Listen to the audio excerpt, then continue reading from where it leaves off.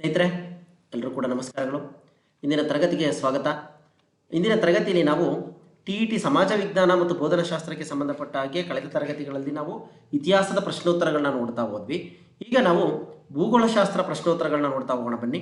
ಇದುವರೆಗೂ ಕೂಡ ಭೂಗೋಳಶಾಸ್ತ್ರದಲ್ಲಿ ಏನೆಲ್ಲ ಪ್ರಶ್ನೆಗಳನ್ನ ಕೇಳಿದ್ದಾರೆ ಅಂತಕ್ಕಂಥ ವಿಚಾರ, ಇದು ಕೂಡ ಘಟಕವಾರು ವಿವರಣೆ ಇರುತ್ತೆ. ಅಂದರೆ ಯಾವ್ಯಾವ ಪಾಠಗಳ ಮೇಲೆ ಯಾವ ಪ್ರಶ್ನೆಗಳನ್ನ ಕೇಳಿದ್ದಾರೆ ಅಂತೇಳಿ ಇದರದು ಇಲಾಖಾ ಕೀ ಉತ್ತರಗಳನ್ನು ಕೂಡ ಒಳಗೊಂಡಿರ್ತದೆ ಅಂತ ಹೇಳ್ತಾ ಸ್ನೇಹಿತರೆ, ನೀವಿನ್ನೂ ನಮ್ಮ ಅನಂತ ಜ್ಞಾನಧಾರೆ ಚಾನಲ್ನ ಸಬ್ಸ್ಕ್ರೈಬ್ ಮಾಡಿಲ್ಲ ಅಂತಂದರೆ ಸಬ್ಸ್ಕ್ರೈಬ್ ಮಾಡಿ ಅಂತ ಹೇಳ್ತಾ, ಇದರ ಜೊತೆಗೆ ಆಲ್ರೆಡಿ ಕನ್ನಡ ವ್ಯಾಕರಣ ಸಂಬಂಧಪಟ್ಟಂತೆ ಏನೆಲ್ಲ ಪ್ರಶ್ನೆಗಳು ಬಂದಿದ್ದಾವೆ, ಜೊತೆಗೆ ಕನ್ನಡ ಬೋಧನಾಶಾಸ್ತ್ರಕ್ಕೆ ಸಂಬಂಧಪಟ್ಟಾಗೆ ಏನೆಲ್ಲ ಪ್ರಶ್ನೆಗಳು ಬಂದಿದ್ದಾವೆ ಅನ್ನೋ ವಿಡಿಯೋವನ್ನು ಕೊಟ್ಟಿದ್ದೀವಿ ಸ್ನೇಹಿತರೆ.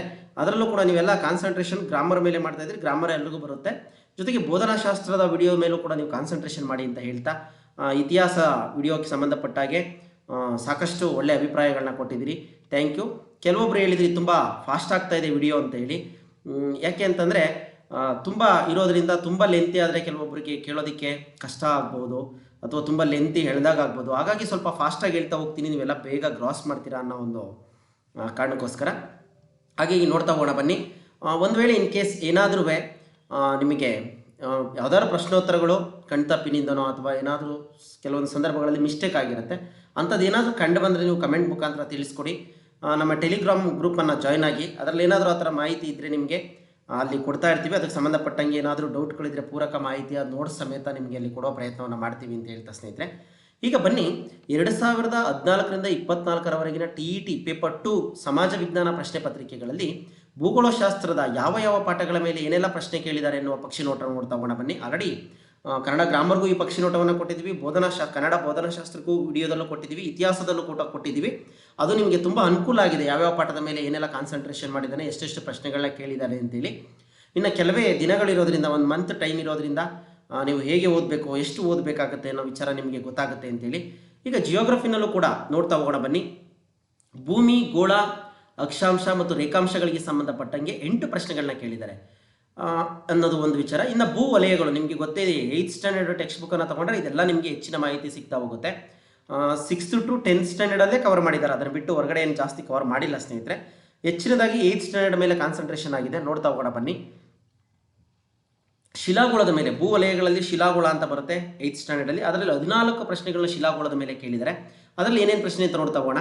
ವಾಯುಗೋಳದ ಮೇಲೆ 13 ಪ್ರಶ್ನೆಗಳನ್ನ ಕೇಳಿದ್ದಾರೆ, ಜಲಗೋಳದ ಮೇಲೆ 2 ಪ್ರಶ್ನೆಗಳನ್ನ ಕೇಳಿದ್ದಾರೆ, ಜೀವಗೋಳದಲ್ಲಿ ಮಾಲಿನ್ಯದ ಮೇಲೆ 1 ಪ್ರಶ್ನೆಯನ್ನು ಮಾತ್ರ ಕೇಳಿದ್ದಾರೆ.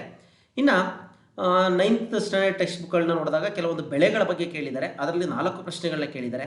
ಸಂಪನ್ಮೂಲಗಳ ಬಗ್ಗೆ 2 ಪ್ರಶ್ನೆ, ಅದರಲ್ಲಿ ಅರಣ್ಯ ಮತ್ತು ಸಸ್ಯವರ್ಗ ಇದಕ್ಕೆ ಸಂಬಂಧಪಟ್ಟಾಗೆ 2 ಪ್ರಶ್ನೆಗಳಿದ್ದಾವೆ. ಖನಿಜಗಳು 2 ಪ್ರಶ್ನೆ, ಪರ್ವತ 1 ಪ್ರಶ್ನೆ, ನದಿಗಳು ಅಣೆಕಟ್ಟುಗಳ ಮೇಲೆ 9 ಪ್ರಶ್ನೆ ಕೇಳಿದ್ದಾರೆ. ಉದ್ಯಾನವನದ ಮೇಲೆ 3 ಪ್ರಶ್ನೆಗಳನ್ನ ಕೇಳಿದ್ದಾರೆ. ಬುಡಕಟ್ಟು ಜನಾಂಗದ ಮೇಲೆ 1 ಪ್ರಶ್ನೆ ಕೇಳಿದ್ದಾರೆ. ಅದರಲ್ಲೂ ಯಾವ ಬುಡಕಟ್ಟು ಜನಾಂಗ ಅಂದರೆ ಅಂಡಮಾನ್ ನಿಕೋಬಾರ್ ಸಂಬಂಧಪಟ್ಟ ಹಾಗೆ ಅಲ್ಲಿನ ಬುಡಕಟ್ಟು ಜನಾಂಗದ ಬಗ್ಗೆ 1 ಪ್ರಶ್ನೆಯನ್ನು ಕೇಳಿದ್ದಾರೆ. ಬಂದರುಗಳ ಮೇಲೆ 5 ಪ್ರಶ್ನೆ ಕೇಳಿದ್ದಾರೆ. ಸಮುದ್ರ ಇದರ ಬಗ್ಗೆ 1 ಪ್ರಶ್ನೆ ಕೇಳಿದ್ದಾರೆ. ಖಂಡಗಳಿಗೆ ಬಗ್ಗೆ 6th ಮತ್ತು 7th ಅಲ್ಲಿ ಬರುತ್ತೆ ಈ ವಿಚಾರಗಳು. ಆ ಟೆಕ್ಸ್ಟ್ ಬುಕ್ಕನ್ನು ಓದಿದ್ರೆ ಸಾಕು ಜಿಯೋಗ್ರಫಿನಲ್ಲಿ, ಅದ್ರ ಬಗ್ಗೆ 8 ಪ್ರಶ್ನೆಗಳನ್ನ ಕೇಳಿದ್ದಾರೆ. ಇನ್ನು ಕರ್ನಾಟಕ ಭೂಗೋಳ GK ಸಂಬಂಧಪಟ್ಟಾಗಿರುತ್ತೆ, 15 ಪ್ರಶ್ನೆಗಳನ್ನ ಕೇಳಿದ್ದಾರೆ. ಓವರಾಲ್ ಅದು ಜನರಲ್ ನಾಲೆಡ್ಜ್ ಪರ್ಪಸ್ಸು ಇರುತ್ತೆ, ಇನ್ಕ್ಲೂಡು ಟೆಕ್ಸ್ಟ್ ಬುಕ್ಕಲ್ಲಿ ಒಳಗೊಂಡಿರ್ತದೆ. ಹಾಗಾಗಿ ಕರ್ನಾಟಕದ ಭೂಗೋಳದ ಮೇಲೆ ಜನರಲ್ ನಾಲೆಡ್ಜ್ಗೆ ಅಪ್ಲೈ ಆಗುವಂಥ 15 ಪ್ರಶ್ನೆಗಳನ್ನ ಕೇಳಿದ್ದಾರೆ. ಅದರಲ್ಲಿ ಯಾವುದ್ಯಾವುದು ಅಂದರೆ ಬುಡಕಟ್ಟು ಜನಾಂಗದ ಮೇಲೆ ಪ್ರಶ್ನೆ ಕೇಳಿದ್ದಾರೆ, ಅಕ್ಷಾಂಶದ ಮೇಲೆ ಪ್ರಶ್ನೆ ಕೇಳಿದ್ದಾರೆ, ಕರ್ನಾಟಕದ ದ್ವೀಪದ ಬಗ್ಗೆ, ರಾಷ್ಟ್ರೀಯ ಹೆದ್ದಾರಿಗಳ ಮೇಲೆ 2-3 ಪ್ರಶ್ನೆಗಳನ್ನ ಕೇಳಿದ್ದಾರೆ. ಘಟ್ಟಗಳು ಅಂದರೆ ಆಗುಂಬೆ ಈ ಥರ ಎಲ್ಲ ಘಟ್ಟ ಪ್ರದೇಶಗಳು ಬರುತ್ತಲ್ಲ, ಚಾರ್ಮುಡಿ ಘಾಟು, ಆ ರೀತಿ 1 ಪ್ರಶ್ನೆ, ಕರಾವಳಿ ಭಾಗದ ಮೇಲೆ 1 ಪ್ರಶ್ನೆ, ಶಿಖರಗಳ ಮೇಲೆ 1 ಪ್ರಶ್ನೆ, ಅಣೆಕಟ್ಟುಗಳ ಮೇಲೆ 2-3 ಪ್ರಶ್ನೆಗಳು, ಪಕ್ಷಿಧಾಮ, ರಾಷ್ಟ್ರೀಯ ಉದ್ಯಾನವನ, ಸ್ಥಳಗಳು, ಜಿಲ್ಲೆಗಳು, ಕೆಲವೊಂದು ಸ್ಥಳಗಳನ್ನ ಕೊಟ್ಟಿದ್ದಾರೆ, ಇದು ಯಾವ ಜಿಲ್ಲೆ ಬರುತ್ತೆ ಅಂತ ಹೇಳಿ ಕೇಳಿದ್ದಾರೆ. ಈ ರೀತಿ ನೆಕ್ಸ್ಟ್ ಗಣಿಗಾರಿಕೆ, ಚಿನ್ನದ ಗಣಿಗಾರಿಕೆ ಬಗ್ಗೆ 1 ಪ್ರಶ್ನೆ ಕೇಳಿದ್ದಾರೆ. KPTCL ಇದ್ರ ಬಗ್ಗೆ 1 ಪ್ರಶ್ನೆಯನ್ನು ಕೇಳಿದ್ದಾರೆ.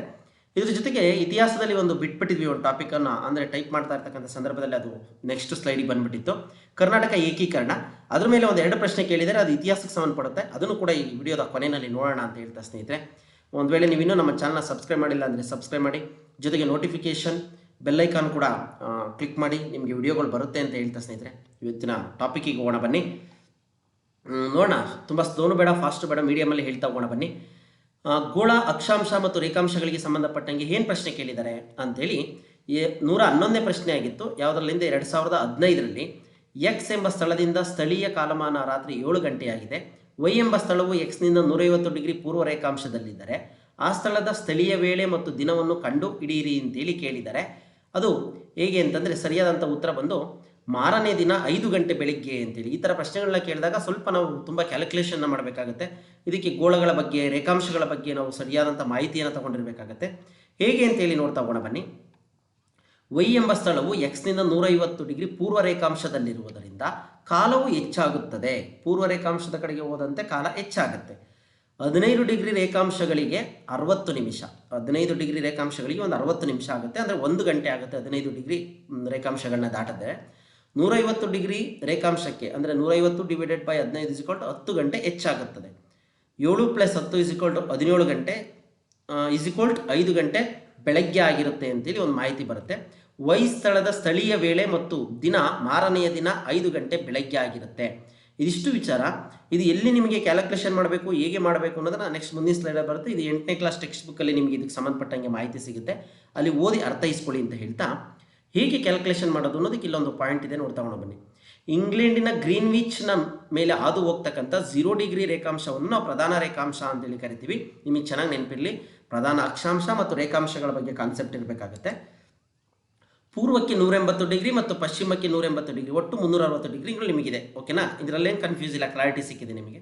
ಸಮಭಾಜಕ ವೃತ್ತದ ಮೇಲೆ 2 ರೇಖಾಂಶಗಳ ನಡುವಿನ ಅಂತರ ಬಂದು 111 ಕಿಲೋಮೀಟರ್ ಇರ್ತದೆ. ಇದ್ರ ಮೇಲೂ ಕೂಡ ಒಂದ್ಸಲ ಪ್ರಶ್ನೆಯನ್ನು ಕೇಳಿದರೆ, ಸಮಭಾಜಕ ವೃತ್ತದ ಮೇಲೆ 2 ರೇಖಾಂಶಗಳ ನಡುವಿನ ಅಂತರ 111 ಕಿಲೋಮೀಟರು.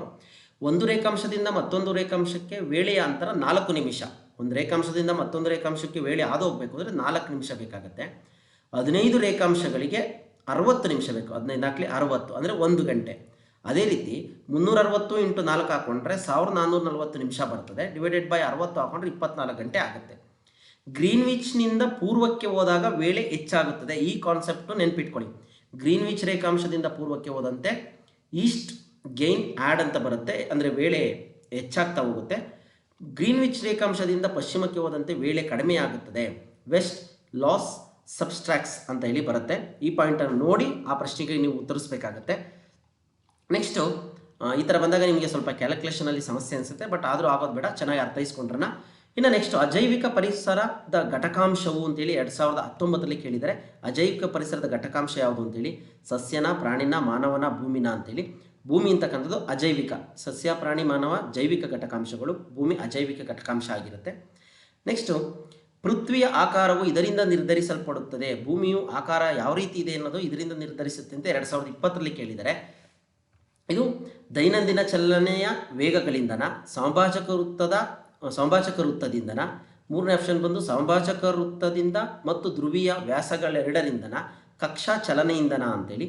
ಇದರಲ್ಲಿ ಬಂದು ಸಮಭಾಜಕ ವೃತ್ತದಿಂದ ಮತ್ತು ಧ್ರುವೀಯ ವ್ಯಾಸಗಳೆರಡರಿಂದ ನಾವೇನು ಮಾಡಬೇಕು ಆಗುತ್ತೆ, ಭೂಮಿಯ ಆಕಾರವನ್ನು ನಾವು ಗುರುತಿಸಬೇಕಾಗುತ್ತೆ. ಸಮಭಾಜಕ ವೃತ್ತದ ಭಾಗದಲ್ಲಿ ಉಬ್ಬಿದಂತಿರುತ್ತದೆ, ಧ್ರುವೀಯ ಬಳಿ ಚಪ್ಪಟೆಯಾಗಿರುತ್ತದೆ. ನೋಡಿ, ಭೂಮಿಯು ಸಮಭಾಜಕ ವೃತ್ತದ ಬಳಿ ಉಬ್ಬಿದಂತಿದೆ, ಧ್ರುವದ ಬಳಿ ಸ್ವಲ್ಪ ಚಪ್ಪಟೆಯಾಗಿದೆ. ಧ್ರುವ ಪ್ರದೇಶವು ಭೂಕೇಂದ್ರಕ್ಕೆ ಹತ್ತಿರದಲ್ಲಿರುವುದರಿಂದ ವಸ್ತುಗಳು ಹೆಚ್ಚು ತೂಕ ಹೊಂದಿರುತ್ತವೆ. ಎಲ್ಲಿ? ಧ್ರುವ ಪ್ರದೇಶದಲ್ಲಿ. ಇದ್ರ ಮೇಲೂ ಕೂಡ ಒಂದು ಸಲ ಪ್ರಶ್ನೆಯನ್ನು ಕೇಳಿದರೆ, ಧ್ರುವ ಪ್ರದೇಶಗಳಲ್ಲಿ ವಸ್ತುಗಳ ತೂಕ ಹೆಚ್ಚಾಗಿರುತ್ತೆ ಅಂತೇಳಿ. ಧ್ರುವ ಪ್ರದೇಶಗಳಲ್ಲಿ ಗುರುತ್ವಾಕರ್ಷಣ ಶಕ್ತಿ ಹೆಚ್ಚಿರುತ್ತೆ ಅಂತೇಳಿ. ಓಕೆನಾ? ಇದಿಷ್ಟು ಕೂಡ ಪೃಥ್ವಿಯ ಆಕಾರಕ್ಕೆ ಸಂಬಂಧಪಟ್ಟಾಗಿ 2020 ಕೇಳಿರುವಂಥ ಪ್ರಶ್ನೆ ಸ್ನೇಹಿತರೆ. ನೆಕ್ಸ್ಟು ಮುಂದೆ ಹೋಗೋಣ ಬನ್ನಿ. ಕರ್ನಾಟಕ ರಾಜ್ಯದ ಅಕ್ಷಾಂಶಿಕ ವಿಸ್ತಾರವು 2020 ಕೇಳಿರುವಂಥ ಪ್ರಶ್ನೆ.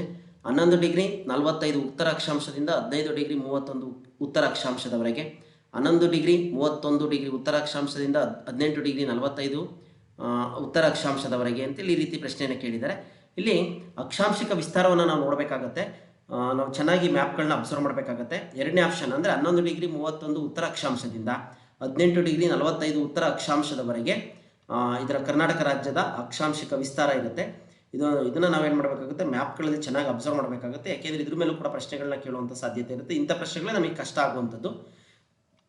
ಇನ್ನು 114ನೇ ಪ್ರಶ್ನೆ, ದಕ್ಷಿಣ ಅತಿ ತುದಿಯಲ್ಲಿರ್ತಕ್ಕಂಥ ಇಂದಿರಾ ಪಾಯಿಂಟ್ ನೆಲೆಗೊಂಡಿರುವುದು ಎಲ್ಲಿ ಅಂತ ಕೇಳಿದ್ದಾರೆ. ಯಾಕೆಂದರೆ ಇದೆಲ್ಲ ಅಕ್ಷಾಂಶ ರೇಖಾಂಶಗಳಿಗೆ ಸಂಬಂಧಪಟ್ಟಂಥ ಪ್ರಶ್ನೆಗಳಾಗಿರೋದ್ರಿಂದ ಇದ್ರ ಕಡೆ ನೀವು ಗಮನವನ್ನು ಕೊಡಬೇಕಾಗುತ್ತೆ. 6 ಡಿಗ್ರಿ 15 ಉತ್ತರ ಅಕ್ಷಾಂಶದಿಂದ 6 ಡಿಗ್ರಿ 30 ಅಕ್ಷಾಂಶ, 6 ಡಿಗ್ರಿ 45 ಉತ್ತರ ಅಕ್ಷಾಂಶದಿಂದ 4ನೇದು 8 ಡಿಗ್ರಿ 45 ಉತ್ತರ ಅಕ್ಷಾಂಶದವರೆಗೆ ಅಂತೇಳಿ. ಸರಿಯಾದಂಥ ಉತ್ತರ ಬಂದು 6 ಡಿಗ್ರಿ 45 ಉತ್ತರ ಅಕ್ಷಾಂಶ ಆಗಿರುತ್ತೆ. ಇದು ಕರ್ನಾಟಕ ದಕ್ಷಿಣದ ಅತಿ ತುದಿ ಇಂದಿರಾ ಪಾಯಿಂಟ್ ಆಗಿರುತ್ತೆ. ಅಂಡಮಾನ್ ನಿಕೋಬಾರ್ ದ್ವೀಪದ ಗ್ರೇಟ್ ನಿಕೋಬಾರ್ನಲ್ಲಿದೆ. ಇದು ಇಂದಿರಾ ಪಾಯಿಂಟ್ ಎಲ್ಲಿದೆ ಅಂತಂದರೆ ಅಂಡಮಾನ್ ನಿಕೋಬಾರ್ ದ್ವೀಪದಲ್ಲಿ ನಿಕೋಬಾರ್ನಲ್ಲಿದೆ. ಇದನ್ನು Indira point, Pygmalion point, Parsons point ಅಂತಲೂ ಕೂಡ ಕರೀತಾರೆ. ಹಾಗಾಗಿ ಇದನ್ನು ಚೆನ್ನಾಗಿ ನೆನ್ಪಿಟ್ಕೊಳ್ಳಿ ಅಂತ ಹೇಳ್ತಾ ಮುಂದೆ ಹೋಗೋಣ ಬನ್ನಿ.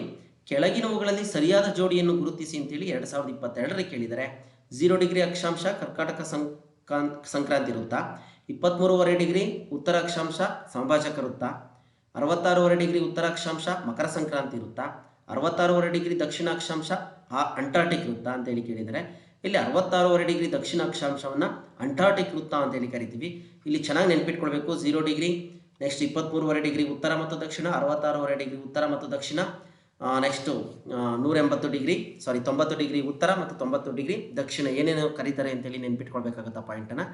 ನೆಕ್ಸ್ಟು ಇದಾದಮೇಲೆ ಈ ಕೆಳಗಿನ ಭಾರತದ ನಕ್ಷೆಯಲ್ಲಿ ಎ ಮತ್ತು ಬಿ ರೇಖೆಗಳು ಈ ಅಕ್ಷಾಂಶವನ್ನು ಸೂಚಿಸಿ ಅಂತೇಳಿ 2017ರಲ್ಲಿ ಕೇಳಿದರೆ ಇದನ್ನು ಆಲ್ರೆಡಿ ಹಿಸ್ಟ್ರಿನಲ್ಲಿ ಹೇಳಿದ್ದೀವಿ. ಆದರೂ ಕೂಡ ಇದು ಜಿಯಾಗ್ರಫಿಗೆ ಸಂಬಂಧಪಟ್ಟಿರೋದ್ರಿಂದ ಅಕ್ಷಾಂಶಗಳು ಇಲ್ಲಿ ಕೊಡುವಂಥ ಪ್ರಯತ್ನ. ಈ ಎರಡೂ ರೇಖೆಗಳು ಏನನ್ನು ಹೇಳ್ತವೆ? ಇದು ಎ ರೇಖೆ, ಕೆಳಗಡೆ ಇದು ಬಿ ರೇಖೆ, ಏನನ್ನು ಹೇಳ್ತವೆ ಅಂತೇಳಿ ಪ್ರಶ್ನೆ ಕೇಳಿದರೆ ಉತ್ತರ 8 ಡಿಗ್ರಿ 4 ಉತ್ತರ ಅಕ್ಷಾಂಶ ಮತ್ತು 37 ಡಿಗ್ರಿ 6 ಉತ್ತರ ಅಕ್ಷಾಂಶ ಅಂತೇಳಿ ಈ ರೇಖೆಗಳನ್ನ ಗುರುತಿಸಬೇಕಾಗತ್ತೆ. ಇಲ್ಲಿ ಆಪ್ಷನ್ ಏನು ಕೊಟ್ಟಿಲ್ಲ, ನಾನು ಡೈರೆಕ್ಟ್ ಉತ್ತರ ಕೊಟ್ಟಿದ್ದೀನಿ, ನೋಡ್ಕೊಳ್ಳಿ. ನೆಕ್ಸ್ಟು ಭೂ ವಲಯಗಳ ಬಗ್ಗೆ ನೋಡ್ತಾ ಬನ್ನಿ. ಇದು ಕೂಡ 8ನೇ ಕ್ಲಾಸಲ್ಲೇ ನಿಮಗೆ ಬರುತ್ತೆ. ಭೂ ವಲಯಗಳ ಕುರಿತಂತೆ ಏನೆಲ್ಲ ಪ್ರಶ್ನೆಗಳನ್ನ 2014ರಿಂದ 2024ರವರೆಗೆ ಕೇಳಿದ್ದಾರೆ. ಶಿಲಾಗೋಳ, ಭೂಮಿಯ ಕೇಂದ್ರ ವಲಯವನ್ನು ನಿಫೆ ಎಂದು ಕರೆಯಲು ಕಾರಣ ಏನು ಅಂತೇಳಿ 2014ರಲ್ಲಿ ಕೇಳಿದರೆ ಇದ್ರ ಬಗ್ಗೆ ತುಂಬ ಕೂಲಂಕುಷವಾಗಿ ಅಧ್ಯಯನ ಮಾಡಬೇಕು ಸ್ನೇಹಿತರೆ ನೀವು. ಜೊತೆಗೆ ವಿತೌಟ್ ಟೆಕ್ಸ್ಟ್ ಬುಕ್ಕು ನೀವು ಸ್ಟೂಡೆಂಟ್ಗಳಿಗೆ ಟೀಚ್ ಮಾಡೋ ರೇಂಜ್ಗೆ ನೀವು ಓದ್ಕೊಂಡ್ರೆ ಮಾತ್ರ ಈ ಥರ ಪ್ರಶ್ನೆಗಳಿಗೆ ಉತ್ತರಿಸೋದಕ್ಕೆ ಸಾಧ್ಯ ಆಗುತ್ತೆ. ಒಂದು ಡಯಾಗ್ರಾಮ್ ಹಾಕ್ಕೊಂಡು ಇದನ್ನು ನೀವೇನು ಮಾಡಿ ಮನನ ಮಾಡ್ಕೊಳ್ಳಿ. ಏನು ನಿಫೆ ಅಂತ ಹೇಳಿ ಕರೆಯಲು ಕಾರಣ ಏನು ಅಂತ ಕೇಳಿದರೆ ಅದರಲ್ಲಿ ನಿಕ್ಕಲ್ ಮತ್ತು ಕಬ್ಬಿಣ ವಸ್ತುಗಳಿಂದ ಕೂಡಿರುತ್ತದೆ, ನಿಕ್ಕಲ್ ಮತ್ತು ತಾಮ್ರ ವಸ್ತುಗಳು ಕೂಡಿರ್ತವೆ, ನಿಕ್ಕಲ್ ಮತ್ತು ಅಲ್ಯೂಮಿನಿಯಂ ವಸ್ತುಗಳು ಕೂಡಿರ್ತವೆ ಅಂತ ಹೇಳಿದೆ, ನಿಕ್ಕಲ್ ಮತ್ತು ಮೆಗ್ನೀಷಿಯಂ ವಸ್ತುಗಳು ಅಂತೇಳಿ. ಇಲ್ಲಿ ಸರಿಯಾದಂಥ ಉತ್ತರ ಬಂದು ನಿಕ್ಕಲ್ ಮತ್ತು ಕಬ್ಬಿಣ ವಸ್ತುಗಳು ಕೂಡಿರೋದ್ರಿಂದ ಅದನ್ನು ನಿಫೆ ಅಂತೇಳಿ ಕೇಂದ್ರ ವಲಯವನ್ನು ಕರೀತಾರೆ. ಇದನ್ನು ಹೇಗೆ ನೆನ್ಪಿಟ್ಕೊಳ್ಬೇಕು ಅಂತೇಳಿ ನೀವು ಅಲ್ಲಿ ಹೋಗಿ ಅಭ್ಯಾಸವನ್ನು ಮಾಡಿದ್ರೆ ನಿಮಗೆ ಗೊತ್ತಾಗುತ್ತೆ. ನೆಕ್ಸ್ಟ್, ಯಾಕೆಂದರೆ ಕಬ್ಬಿಣ ಹೆಚ್ಚು ತೂಕವನ್ನು ಅಂಶವನ್ನು ಹೊಂದಿರೋದ್ರಿಂದ ಅದು ಕೇಂದ್ರಗೋಳಕ್ಕೆ ಹೋಗಿರುತ್ತೆ, ಹಾಗಾಗಿ ಅದನ್ನು ನಿಫೆ ಅಂತ ಹೇಳಿ ಕೂಡ ಕರೀತಾರೆ. ಅದು ನಿಕ್ಕಲ್ ಮತ್ತು ಕಬ್ಬಿಣದಿಂದ ಕೂಡಿರುತ್ತೆ. ನೆಕ್ಸ್ಟು ಮುಂದೆ ಹೋಗೋಣ ಬನ್ನಿ. ಮುಂದಿನ ಪ್ರಶ್ನೆ, ಮಿಶ್ರಗೋಳ ಮ್ಯಾಂಟಲ್ದ ಮೇಲ್ಭಾಗವನ್ನು ಹೀಗೆ ಕರೆಯಲಾಗಿದೆ ಅಂತೇಳಿ ಕೇಳ್ತಾರೆ. ಇದು ಕೂಡ ಶಿಲಾಗೋಳದಲ್ಲೇ ಬರುತ್ತೆ. ಆಸ್ತನೋಸ್ಪಿಯರ್, ಬ್ಯಾರಿಸ್ಪಿಯರ್, ಮಿಸೋಸ್ಪಿಯರ್, ಫೋಟೋಸ್ಪಿಯರ್ ಅಂತೇಳಿ ಆಸ್ತನೋಸ್ಪಿಯರ್ ಅಂತೇಳಿ ಕರೀತಾರೆ ಸ್ನೇಹಿತರೆ ಇದಕ್ಕೆ. ಓಕೆನಾ? ಮಿಶ್ರಗೋಳದ ಮ್ಯಾಂಟಲ್ನ ಮೇಲ್ಭಾಗ. ಇಲ್ಲಿ ನೋಡಿ ಭೂಚಿಪ್ಪು, ಇದ್ರ ಬಗ್ಗೆ ಒಂದು ಚೂರು ಇಲ್ಲಿ ಒಂದು ಡಯಾಗ್ರಾಮನ್ನು ಕೊಟ್ಟಿದ್ದೀವಿ, ನೋಡ್ಕೊಳ್ಳಿ. ಶಿಲಾಗೋಳ ಅಂತೇಳಿ ಕರೀತಾರೆ, ಭೂಖಂಡದ ಮೇಲ್ಪದರ ಅಂತೇಳಿ ಕರೀತಾರೆ ಭೂಚಿಪ್ಪನ್ನು. ಇದು 60 ಕಿಲೋಮೀಟರ್ ಆಳದವರೆಗೆ ಇರುತ್ತೆ. ಸಾಗರೀಯ ಮೇಲ್ಪದರ ಅಂತ ಭೂಚಿಪ್ಪನ್ನು ಕರಿತೀವಿ. ಇದು ಮೇಲ್ಪದರ ಅಂತಲೂ ಕೂಡ ಕರಿತೀವಿ. ಇದರಲ್ಲಿ ಏನೇನಿರುತ್ತೆ ಅಂದರೆ ಸಿಲಿಕಾ, ಅಲ್ಯೂಮಿನಿಯಂ, ಮೆಗ್ನೀಷಿಯಂ ಇರುತ್ತೆ. ಸಿಯಾಲ್ ಮೇಲ್ಪದರ, ಸಿಲಿಕಾ ಮತ್ತು ಅಲ್ಯೂಮಿನಿಯಮಿಂದ ಕೂಡಿರುತ್ತದೆ. ಸೈಮಾ ಕೆಳಭಾಗ, ಸಿಲಿಕಾ ಮತ್ತು ಮೆಗ್ನೀಷಿಯಮಿಂದ ಕೂಡಿರುತ್ತದೆ. ನೆಕ್ಸ್ಟು ಇವೆರಡು ಸಂಧಿಸ್ತವಲ್ಲ ಮ್ಯಾಂಟಲ್ ಮತ್ತು ಭೂಚಿಪ್ಪು, ಅದಕ್ಕೆ ಮೊಹರೋ ವಿಸಿಕ್ ಅಂತ ಹೇಳಿ ಕರೀತಾರೆ. ಓಕೆನಾ? ಇಲ್ಲಿ ಕೊಟ್ಟಿದ್ದೀನಿ, ಅಬ್ಸರ್ವ್ ಮಾಡ್ಕೊಳ್ಳಿ. ಮ್ಯಾಂಟಲ್ 2900 ಕಿಲೋಮೀಟರ್, ಮ್ಯಾಗ್ಮಾ ಮತ್ತು ಶಿಲಪಾಕ ಇರುತ್ತೆ. ಮಧ್ಯಪದರ ವಸ್ತುಗಳು ದ್ರವ ಅಥವಾ ಘನರೂಪದಲ್ಲಿ ಇರ್ತವೆ ಅಂತ ಹೇಳ್ತಾರೆ. ಮೆಗ್ನೀಷಿಯಂ ಮತ್ತು ಕಬ್ಬಿಣದಿಂದ ಕೂಡಿರ್ತದೆ. ಓಕೆನಾ? ಇದನ್ನು ಐಸ್ತನೋಸ್ಪಿಯರ್ ಅಂತೇಳಿ ಮೇಲ್ಭಾಗವನ್ನು ಕರೆದ್ರೆ ಅದು ದ್ರವರೂಪದಲ್ಲಿ ಇರುತ್ತೆ. ಮೆಸೋಸ್ಪಿಯರ್ ಅಂತಕ್ಕಂಥದ್ದು ಕೆಳಭಾಗದಲ್ಲಿ ಇರುತ್ತೆ. ಓಕೆನಾ? ಅದು ಘನರೂಪದಲ್ಲಿ ಇರ್ತದೆ. ಇನ್ನು ಮ್ಯಾಂಟಲ್ ಮತ್ತು ಕೇಂದ್ರಗೋಳಗಳು ಸಂಧಿಸುವಂಥ ಭಾಗವನ್ನು ಗುಟೆನ್ಬರ್ಗ್ ಸೀಮಾ ವಲಯ ಅಂತೇಳಿ ಕರೀತಾರೆ. ಓಕೆನಾ? ಇದನ್ನು ಈ ರೀತಿ ಡಯಾಗ್ರಾಮ್ ಕೊಟ್ಟಿದ್ದೀನಿ, ನೋಡ್ಕೊಳ್ಳಿ. ಇನ್ನು ಕೇಂದ್ರಗೋಳ ಅಥವಾ ಭೂತಿರುಳು ಅಂತೇಳಿ ಕರೀತಾರೆ. ಇದು 6371 ಕಿಲೋಮೀಟರಿಂದ ಇರುತ್ತೆ ಆಳದಲ್ಲಿ. ನಿಫೆ ಅಂತಕ್ಕಂಥ ಅದನ್ನು ಇಲ್ಲಿ ಕರೀತಾರೆ. ಓಕೆನಾ? ಇದೇ ನಿಫೆ. ಈ ಪ್ರಶ್ನೆ ಬಂದಿದೆಯಲ್ಲ, ಹಿಂದೆ ಲಾಸ್ಟ್ ಪ್ರಶ್ನೆ ಬಂತಲ್ಲ, ಅದೇ ನಿಫೆ. ಇದು ಒಳಭಾಗ ಅಂತ ಕರೀತಾರೆ. ಇದರಲ್ಲಿ ನಿಕ್ಕಲ್, ಕಬ್ಬಿಣ ವಸ್ತುಗಳಿಂದ ಕೂಡಿರ್ತಾರೆ. NI ಮತ್ತು FE ಇದ್ರ ಮೇಲೂ ಕೂಡ ಪ್ರಶ್ನೆ ಕೇಳಿದರೆ. ಹೊರಕೇಂದ್ರ ಅರೆ ದ್ರವ ರೂಪದಲ್ಲಿದ್ದರೆ, ಒಳಕೇಂದ್ರ ಘನ ರೂಪದಲ್ಲಿರ್ತದೆ.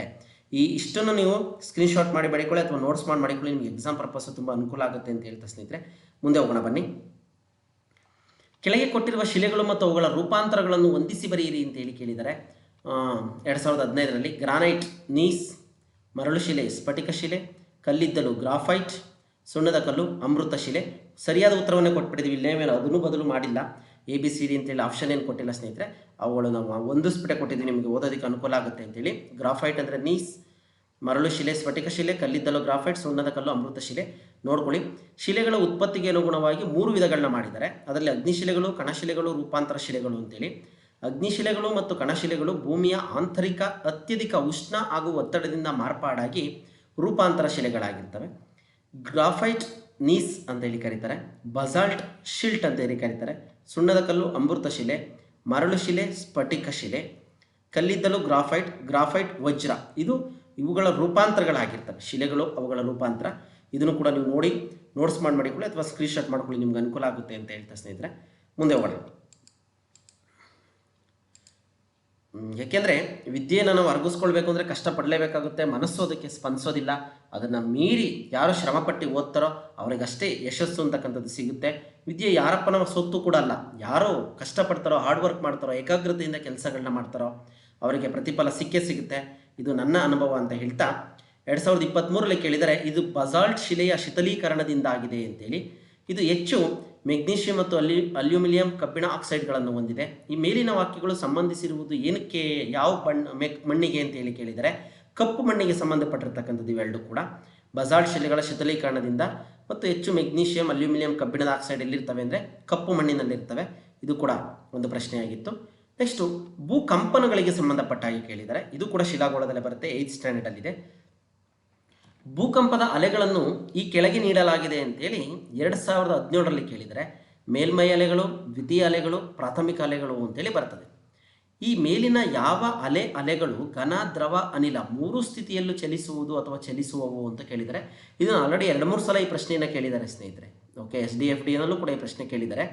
ಉತ್ತರ ಸಿ ಮಾತ್ರ ಅಂತ ಹೇಳಿದರೆ ಪ್ರಾಥಮಿಕ ಅಲೆಗಳು ಮಾತ್ರ ಘನ, ದ್ರವ, ಅನಿಲ 3 ಸ್ಥಿತಿಯಲ್ಲೂ ಚಲಿಸ್ತವೆ. ಇನ್ನು ಪ್ರಾಥಮಿಕ ಅಲೆಗಳು ಭೂಕಂಪದ ಒಳಕೇಂದ್ರದಿಂದ ಮೊದಲು ಹೊರಕೇಂದ್ರವನ್ನು ತಲುಪುತ್ತವೆ, ಅತ್ಯಂತ ವೇಗವಾಗಿ ಚಲಿಸುತ್ತವೆ. ಘನ, ದ್ರವ, ಅನಿಲ 3 ಸ್ಥಿತಿಯಲ್ಲೂ ಚಲಿಸುತ್ತವೆ. ಯಾವುದೋ ಪ್ರಾಥಮಿಕ ಅಲೆಗಳು. ಓಕೆನಾ, ಚೆನ್ನಾಗಿ ನೆನ್ಪಿಟ್ಕೊಳ್ಳಿ. ಇನ್ನು ದ್ವಿತೀಯ ಅಲೆಗಳು ಬಂದು ಅಡ್ಡ ಅಲೆಗಳು ಅಂತೇಳಿ ಕರೀತಾರೆ. ಘನ ಮತ್ತು ಅನಿಲಗಳಲ್ಲಿ ಮಾತ್ರ ಚಲಿಸುತ್ತವೆ. ಓಕೆ, ದ್ರವದಲ್ಲಿ ಚಲಿಸೋದಿಲ್ಲ. ಯಾವುದೋ ದ್ವಿತೀಯ ಅಲೆಗಳು. ಇನ್ನು ಮೇಲ್ಮೈ ಅಲೆಗಳು, ಅಡ್ಡ ಅಲೆಗಳು ಅತ್ಯಂತ ನಿಧಾನವಾಗಿ ಚಲಿಸುತ್ತವೆ, ಅತ್ಯಂತ ಹಾನಿಕಾರಕ ಅಲೆಗಳಾಗಿರ್ತವೆ. ಚೆನ್ನಾಗಿ ನೆನಪಿಟ್ಕೊಳ್ಳಿ. ಪ್ರಾಥಮಿಕ ಅಲೆಗಳು 3ರಲ್ಲೂ ಚಲಿಸ್ತವೆ. ದ್ವಿತೀಯ ಅಲೆಗಳು ಘನ ಮತ್ತು ದ್ರವದಲ್ಲಿ ಚಲಿಸೋದಿಲ್ಲ, ಘನ ಮತ್ತು ಅನಿಲದಲ್ಲಿ ಮಾತ್ರ ಚಲಿಸ್ತವೆ. ಇನ್ನು ಮೇಲ್ಮೈ ಅಲೆಗಳು, ಅಡ್ಡ ಅಲೆಗಳು ಅಂತೇಳಿ ಕರೀತಾರೆ, ಅತ್ಯಂತ ನಿಧಾನವಾಗಿ ಚಲಿಸುತ್ತವೆ. ಜೊತೆಗೆ ಅತ್ಯಂತ ಹೆಚ್ಚು ಅಪಾಯಕಾರಿ ಅಲೆಗಳು ಯಾವುದು ಅಂತಲೂ ಕೂಡ ಪ್ರಶ್ನೆ ಕೇಳಿದರೆ ಮೇಲ್ಮೈ ಅಲೆಗಳು. ಚೆನ್ನಾಗಿ ನೆನಪಿಟ್ಕೊಳ್ಳಿ. ಇನ್ನು ಇದಾದಮೇಲೆ ಇತ್ತೀಚೆಗೆ ನೇಪಾಳದಲ್ಲಿ ಉಂಟಾದ ಭೂಕಂಪಕ್ಕೆ ಕಾರಣ ಏನು ಅಂತೇಳಿ 2015ರಲ್ಲಿ ಕೇಳಿದ್ದಾರೆ. ಏನು ಕಾರಣ ಆಗಿತ್ತು ಅಂತೇಳಿ ಬಂಗಾಳ ಕೊಲ್ಲಿಯಲ್ಲಿ ಉಂಟಾದ ಚಂಡಮಾರುತನ, ಶಿಲಾಫಲಕಗಳ ಚಲನೆನ, ಜ್ವಾಲಾಮುಖಿ ಸ್ಫೋಟನ, ಅರಬ್ಬಿ ಸಮುದ್ರದಲ್ಲಿ ಬೀಸಿದ ನೈಋತ್ಯ ಮಾರುತನ ಅಂತೇಳಿ. ನಿಮಗೆ ಗೊತ್ತಾಗುತ್ತೆ, ಯಾವುದೇ ಮಾರುತಗಳಿಂದ ನಮಗೆ ಏನಾಗೋದಿಲ್ಲ, ಭೂಕಂಪ ಆಗೋದಿಲ್ಲ. ಶಿಲಾಫಲಕಗಳ ಚಲನೆಯಿಂದ ಏನಾಗಿರುತ್ತೆ, ಭೂಕಂಪ ಆಗುತ್ತೆ ಅಂತೇಳಿ. ಶಿಲಾಫಲಕಗಳ ಚಲನೆ ಅಂತೇಳಿ ನೆನ್ಪಿಟ್ಕೊಳ್ಬೇಕು. ಇದು GK ಕ್ವಶನ್ ಕೂಡ ಆಗುತ್ತೆ, ಭೂಕಂಪಕ್ಕೆ ಸಂಬಂಧಪಟ್ಟ ಪ್ರಶ್ನೆ ಕೂಡ ಆಗಿರುತ್ತೆ. ನೋಡಿ ಯಾವ ರೀತಿ ಪ್ರಶ್ನೆಗಳನ್ನ ಕೇಳ್ತಾನೆ ಅಂತೇಳಿ. ನೆಕ್ಸ್ಟು ಜ್ವಾಲಾಮುಖಿಗಳಿಗೆ ಸಂಬಂಧಪಟ್ಟ ಏನೆಲ್ಲ ಪ್ರಶ್ನೆ ಕೇಳಿದ್ದಾರೆ ನೋಡ್ತಾ ಹೋಗೋಣ ಬನ್ನಿ. ಕರಗಿದ ಲಾವಾರಸದಿಂದ ಉಂಟಾಗುವ ಕಲ್ಲು ಶಿಲೆ, ಕರಗಿದ ಲಾವಾರಸದಿಂದ ಉಂಟಾಗ್ತಕ್ಕಂಥ ಶಿಲೆಗೆ ಏನಂತ ಕರೀತಾರೆ ಅಂತೇಳಿ 2019ರಲ್ಲಿ ಕೇಳಿದರೆ ಅಗ್ನಿಶಿಲೆ, ಸಂಚಿನ ಶಿಲೆ, ರೂಪಾಂತರ ಶಿಲೆ, ಸುಣ್ಣದ ಕಲ್ಲು ಅಂತೇಳಿ. ಅಗ್ನಿಶಿಲೆ ಲಾವಾರಸದಿಂದ ಉಂಟಾಗ್ತಕ್ಕಂಥ ಶಿಲೆ ಅಗ್ನಿಶಿಲೆ ಆಗಿರುತ್ತೆ. ನೆಕ್ಸ್ಟು ಅಲ್ಲಿ ರೂಪಾಂತರ ಶಿಲೆ, ಅಗ್ನಿಶಿಲೆ, ಕಣಶಿಲೆಗಳು ಅಂತೆಲ್ಲ ಬರುತ್ತೆ. ಅದರಲ್ಲಿ ನೀವು ಅದನ್ನು ಓದಿದ್ರೆ ನಿಮ್ಗೆ ಅದ್ರ ಬಗ್ಗೆ ಕ್ಲಾರಿಟಿ ಸಿಗುತ್ತೆ. ಇನ್ನು ಹೊಂದಿಸಿ ಬರೀರಿ ಅಂತೇಳಿ 2020ರಲ್ಲಿ ಕೇಳಿದರೆ ಪಟ್ಟಿ 1 ಮತ್ತು ಪಟ್ಟಿ 2 ಎಲ್ಲೆಲ್ಲಿ ಜ್ವಾಲಾಮುಖಿಗಳು ಕಂಡು ಬಂದು ಅಂತೇಳಿ. ಮೌನಲೋವಾ ಹವಾಯಿ ದ್ವೀಪಗಳಲ್ಲಿ ಕಂಡುಬರುವಂಥದ್ದು, Mount Fujiyama Japan, Mount Krakatoa Indonesia, next Mount Pelee West Indies. ಸರಿಯಾದ ಉತ್ತರವನ್ನೇ ಕೊಟ್ಟಿದ್ದೀವಿ. ಇದು ಕೂಡ 8ನೇ ಕ್ಲಾಸಲ್ಲಿ ನಿಮಗೆ ಕಂಡುಬರುತ್ತೆ. ಜ್ವಾಲಾಮುಖಿಗಳಲ್ಲಿ ಯಾವ್ಯಾವ ದೇಶಗಳಲ್ಲಿ ಯಾವ್ಯಾವ ರೀತಿ ಸುಪ್ತ ಜ್ವಾಲಾಮುಖಿ, ನಂದಿತ ಜ್ವಾಲಾಮುಖಿ, ಜಾಗೃತ ಜ್ವಾಲಾಮುಖಿ ಅಂತೆಲ್ಲ ಬರ್ತವೆ. ಅವುಗಳೆಲ್ಲ ಯಾವ್ಯಾವ ದೇಶದಲ್ಲಿ ಕಂಡು ಬರ್ತದೆ ಅಂತ ಅಲ್ಲಿ ಮಾಹಿತಿ ಇದೆ, ನೋಡಿ ಅಲ್ಲಿ ಪಟ್ಟಿ ಮಾಡ್ಕೊಳ್ಳಿ ಅಂತ ಹೇಳ್ತಾ. ನೋಡಿ, ಸುಪ್ತ ಜ್ವಾಲಾಮುಖಿಗಳಿಗೆ ಉದಾಹರಣೆ ಬಂತು. ಮತ್ತೊಂದು ಪ್ರಶ್ನೆ 2023ರಲ್ಲಿ ಕೇಳಿರ್ತಕ್ಕಂಥದ್ದು. ವೆಸೋವಿಯಸ್ ಮತ್ತು ಕಿಲಿಮಾಂಜರೋ ಸುಪ್ತ ಜ್ವಾಲಾಮುಖಿ ಎಲ್ಲಿ ಕಂಡು ಬರುತ್ತೆ ಅಂತೇಳಿ. ಗೊರಾಂಗೊರೋ ಮತ್ತು ಅರ್ಥರ್ ಸೀಟ್ ಅಂತಕ್ಕಂಥದ್ದು. ಸ್ಟ್ರಾಂಬೋಲಿ ಮತ್ತು ಎಟ್ನಾ ಅಂತ ಪ್ರದೇಶಗಳಲ್ಲಿ. ಮೌನಲೋವಾ ಮತ್ತು ಪಿನಾಟುಬೋ ಎಲ್ಲಿ ಕಂಡು ಬರುತ್ತೆ ಅಂತೇಳಿ. ಇದು ಕೂಡ ಟೆಕ್ಸ್ಟ್ ಬುಕ್ಕಲ್ಲಿ ನಿಮ್ಗೆ ಸಿಗುತ್ತೆ. ವೆಸುವಿಯಸ್ ಮತ್ತು ಕಿಲಿಮಾಂಜರೋಗಳಲ್ಲಿ ಸುಪ್ತ ಜ್ವಾಲಾಮುಖಿಗಳು ಕಂಡು ಬರ್ತವೆ. ಸುಪ್ತ, ನಂದಿತ, ಜಾಗೃತ. ಓಕೆನಾ? ಈ ಜ್ವಾಲಾಮುಖಿಗಳ ಬಗ್ಗೆ ಕೂಡ ನೀವು ಮಾಹಿತಿನ ಅಲ್ಲಿ ಓದಿ ತಿಳ್ಕೊಳ್ಳಿ. ಯಾಕೆಂದರೆ ಇಲ್ಲಿ ವಿವರಣೆ ಕೊಡ್ತಾ ಹೋದರೆ ತುಂಬ ಲೆಂತಿ ಆಗಿಬಿಡುತ್ತೆ ವಿಡಿಯೋ.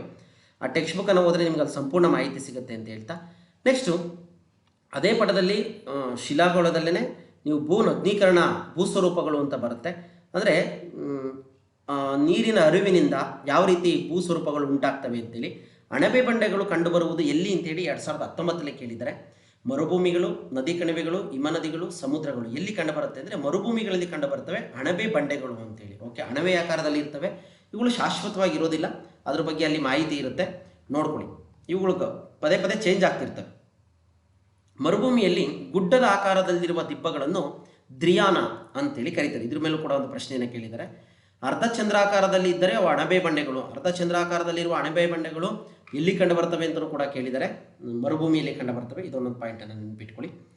ನೆಕ್ಸ್ಟ್ ಇನ್ನೊಂದು ಏನು ಕೇಳಿದ್ದಾರೆ ಭೂನಗ್ನೀಕರಣದ ಬಗ್ಗೆ. ಹಿಮನದಿಯ ಸಂಚಯನ ಕಾರ್ಯದಿಂದ ಉಂಟಾಗುವ ಭೂ ಸ್ವರೂಪವನ್ನು ಗುರುತಿಸಿ ಅಂತೇಳಿ 20ರಲ್ಲಿ ಕೇಳಿದ್ದಾರೆ. ಪ್ರವಾಹ ಮೈದಾನ, ನದಿ ಮುಖಜ ಭೂಮಿ, ಮೆಕ್ಕಲು, ಬೀಸಣಿಕೆ ತಿರುವುಗಳ ಸೇಮ್ ಹಾಗೆ ಬರ್ತದೆ. ಶಿಲಾನಿಚಯನ, ಅಂಡಾಕಾರದ ದಿನ್ನೆ, ತ್ರಿಕೋನಾಕಾರದ ದಿನ್ನೆ, ಸರ್ಪಾಕಾರದ ದಿನ್ನೆ, ಹಿಮಾಗಾರ, ಗಿರಿಶೃಂಗ, ತೋವು ಕಣಿವೆ, ಶಿಲಾ ನಿಚಯನ ಅಂತೇಳಿ. ಸರಿಯಾದಂಥ ಉತ್ತರ ಬಂದು ಶಿಲಾನಿಚಯನ, ಅಂಡಾಕಾರದ ದಿನ್ನೆ, ತ್ರಿಕೋನಾಕಾರದ ದಿನ್ನೆ ಮತ್ತು ಸರ್ಪದಾಕಾರದ ದಿನ್ನೆ. ಇವು ಹಿಮನದಿ ಸಂಚಯನ ಕಾರ್ಯದಿಂದ ಉಂಟಾಗ್ತಕ್ಕಂಥ ಭೂಸ್ವರೂಪಗಳಾಗಿರ್ತವೆ. ಓಕೆನಾ? ನೋಡ್ಕೊಳ್ಳಿ, ಏನೆಲ್ಲ ಓದಬೇಕಂತೇಳಿ ನಿಮಗೆ ಮಾಹಿತಿ ಸಿಗ್ತಾ ಇದೆ. ಇಲ್ಲಿ ಕೆಳಗಿನ ಚಿತ್ರದಲ್ಲಿ ನದಿಯ ಪಾತ್ರದ ಹಂತಗಳನ್ನು ತೋರಿಸಲಾಗಿದೆ. ಈ ಹಂತದಲ್ಲಿ ಉಂಟಾಗುವ ಭೂಸ್ವರೂಪದ ಸರಿಯಾದ ಅನುಕ್ರಮವನ್ನು ಗುರುತಿಸಿ ಅಂತ 2019 ಕೇಳಿದ್ದಾರೆ. ಹಂತ 1, 2, 3 ಈ ರೀತಿ ಕೊಟ್ಟಿದ್ದಾರೆ. ಈ ಡಯಾಗ್ರಾಮನ್ನು ಕೂಡ ಕೊಟ್ಟಿದ್ದಾರೆ ಪ್ರಶ್ನೆ ಪತ್ರಿಕೆಯಲ್ಲಿ. ಹಂತ 1, ಹಂತ 2, ಹಂತ 3 ಏನಾಗುತ್ತೆ ಅಂತೇಳಿ ಇಲ್ಲಿ ಒಂದಷ್ಟು. ಹಂತ 1ರಲ್ಲಿ ಹೇಗಿರುತ್ತೆ, ಹಂತ 2ಗೆ ಏನಾಗುತ್ತೆ ನದಿ ಹರಿಬೇಕಾದ್ರೆ, ಹಂತ 3ನಲ್ಲಿ ಏನಾಗುತ್ತೆ ಅಂತೇಳಿ ಒಂದಷ್ಟನ್ನು ಕೇಳಿದ್ದಾರೆ. ಸರಿಯಾದಂಥ ಉತ್ತರ ಬಂದು 2ನೇ ಪ್ರಶ್ನೆ. ಅಂದರೆ ಫಸ್ಟು ಹಂತ 1ರಲ್ಲಿ ಕಂದರಗಳು ಉಂಟಾಗ್ತವೆ. ನೆಕ್ಸ್ಟ್ ನದಿಯ ತಿರುವುಗಳು, ಶೃಂಗ ಸರೋವರಗಳು. ಇದು ಒಂದು ನದಿ ಪಾತ್ರದ ಹಂತ.